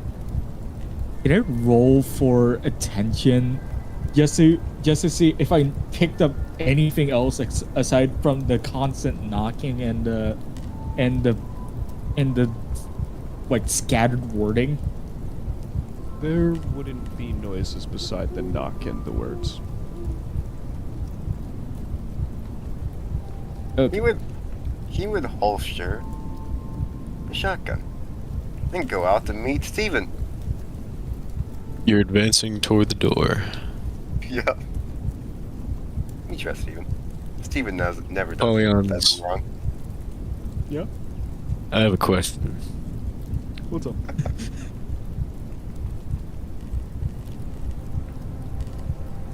See, I've had an encounter with the creatures, with these cloaking, mimicky creatures before. Amidst my fellows upon the ship. Now, it would make the most sense for me to search my database and investigate what I might have learned from our last encounter. What do I know about these creatures? As I reference my database. Referencing your database, your latest encounter with that other orc, the holy man, yeah, and was it the shipmate? Yeah. You remember that these creatures right. they're incredibly vulnerable, but you can't see them ever, and they have this ability to, maybe they're really fast, or maybe no, they're able to rip pockets in air, and they're able to virtually teleport. There's like a glitter of some sort in there too.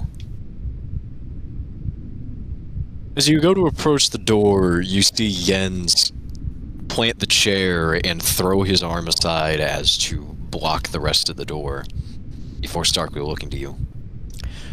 No! We cannot trust what we see out there. It is merely a machination of the beast. What? The most tactically advantageous choice in this scenario would be not to engage with the hallucination. On the aft hand, Wait. we must listen carefully for sounds that the beast may emit. If I recall correctly, a glittering, shattering, or otherwise abrasions of light within the air. He looks at you with a very confused look. And he just says, "You mean you don't see them all the time?" Black figures in your sight, calling to you, talking to you. Figure is merely a symptom of the larger problem. The beast is nearby. Do they talk scatterish? No, very clear. He tells me ideas. Yeah, they're talking scatterish. Query. What do you mean? Scatterish.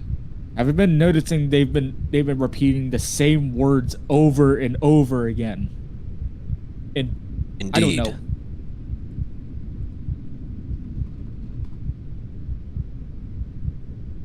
This unit concludes that it is a lure.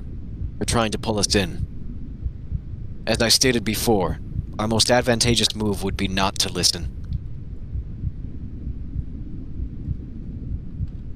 He looks at you. You're different. You speak different. What happened? I'm afraid that I'm quite the same. No. You're not. You use different vocabulary now.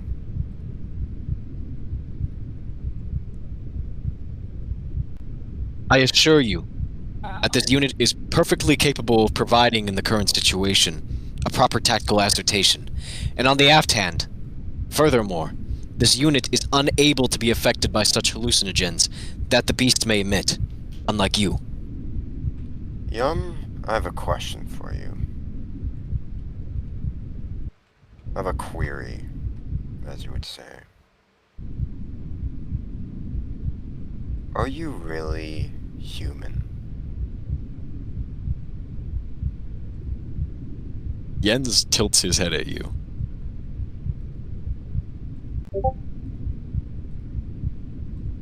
I must query why you would ask such a question. It is rather obvious that I am an automaton. Go ahead.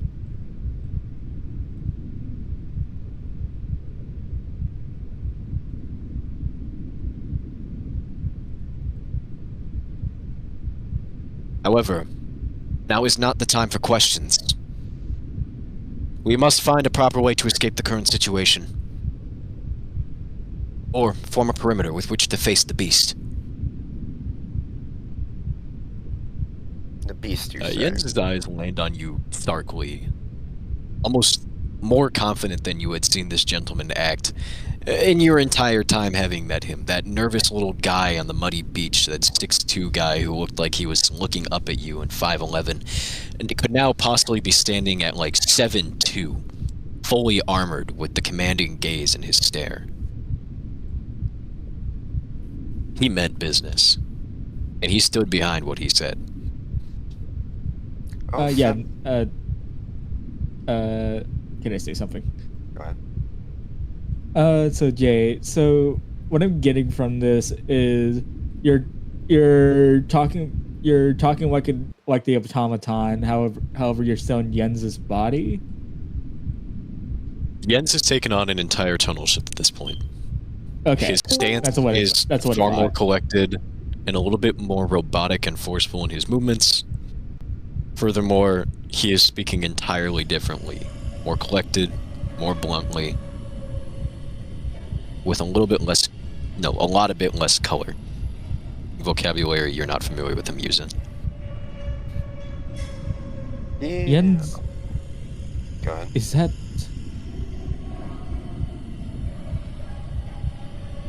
Where's my falchion? Gaussian.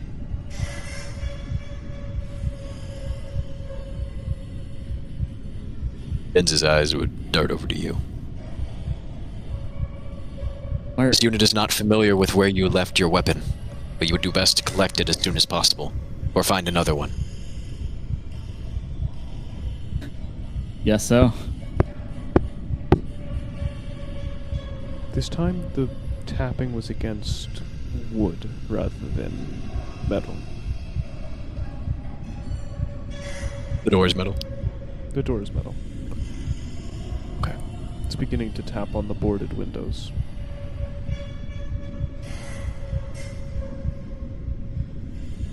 Yen's body would ease up as he plants his pipe into both hands, and even though it is rather light, it seems like the icy edge falls into his hand as if it bears far more weight on that side than it actually should with the way he holds it, as he looks over, standing up straight. Especially now, because it appears our enemy is on the move.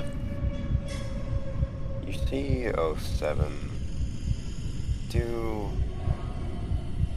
a action of holding a flask and bringing it up to his mask and drinking. Oh, nothing really there, just an action.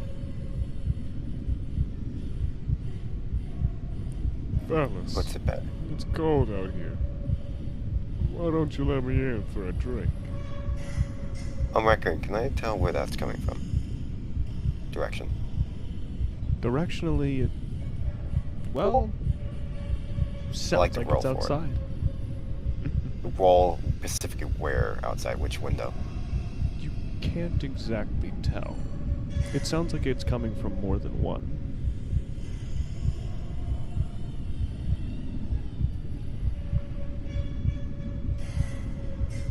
Jens would step toward the center of the room, his walking bearing a lot more weight now. Or at least the way he seems to walk is as if he had far more weight on him than he actually does. In the middle of the room, he sets to a knee and plants his pipe right next to him. He bends his back forward as Apollyon's. Yeah. I would like to release a drone for a thermal scan. As you would attempt to do this, you would get a notification on your system. No available parts. Strange. I could have sworn I had just recently performed maintenance. He mutters under his breath.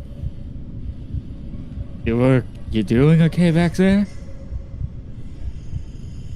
Entirely fine. I attempted to perform a scan for the enemy, however it appears that I am missing the parts to do so. Great. That's what we need. Are you still behind the counter? It's out of character. I know B is. Alright. I'll Wait, be beside. I'll be beside. The voices aren't coming from the steel door that goes into the casino. It's coming from the entranceway, correct? Sorry, what's coming from where? Okay, so the steel door that has the casino inside of it. Yes. Is there tapping coming from there? No. So everything is from the front of the store where we came in, right? Yes. Alright. Alright, mates, listen to me. Hmm? I have an idea. What is Why your don't we idea? go into the casino? It sounds nice and safe over there. Get a few drinks. Come on! Worry. This unit does not presently understand how going to a gambling hub such as a casino would assist in the current moment. You Explain. mean it's gonna put a steel door in front of us, behind us, wherever. It'll be fine. I just need a bloody drink. Jens would look over toward the steel door that he just ordered shut not a minute ago. I see. Your logic is sound. It would appear that that steel door is far heavier than the ones that bar this building from the front entrance. It would likely provide us a better bulwark against the enemy. You see, wood is a lot weaker than steel. We should get that door open now. Agreed. I shall open it, he says as he Whatever begins his to orders are. stomp toward the door. Stop. 07 starts swaggering over there drunkenly. Yeah, you see this man's foot raise and drop like he's wearing snowshoes with cinder blocks on the bottom. I love the mental image of Jens fucking doing this shit, bro. This fucking barely 6 foot guy acting like he's 8 foot. Barely 6 foot. Bro, he's 6 foot too. What do you mean barely 6 barely foot? 6 Anyway. foot. Shut up. So, Bro, barely 6 foot is 5'11". so you three are heading Yo, to shut the casino? fuck up. We're heading to the casino as I would unnaturally nimbly, unhook the door lock or whatever there was on it, if there was one Yes, even in the first place, and just As you trying to unhook open it was overbearing strength, just clearly straining. Jens walks over, raises one hand to the corner side of the door, and goes to shove it open as if it were nothing but a thimble stick to him. However, his thimble stick arms can't quite seem to make the cut as he looks at the door confusedly. Oh, As the door scrapes its way open, you swear you hear the faint sound of golden coins dropping as once you enter the door, the hourglass falls, and what you see now is a golden coin, one side with horns, one side with a spider's head on its ridges. And that's where we'll end today's session. Yeah, so they don't We see. are so fucked. We are so fucked. so fucked. We are so fucked. So they didn't see God damn any it. like a roulette table or anything. Like not- they didn't see any. And that's where we're on stream, baby. Thank you all for watching, my lovely viewers. Oh, I'm gonna become a big That's time just streamer. funny. Trust. Mwah!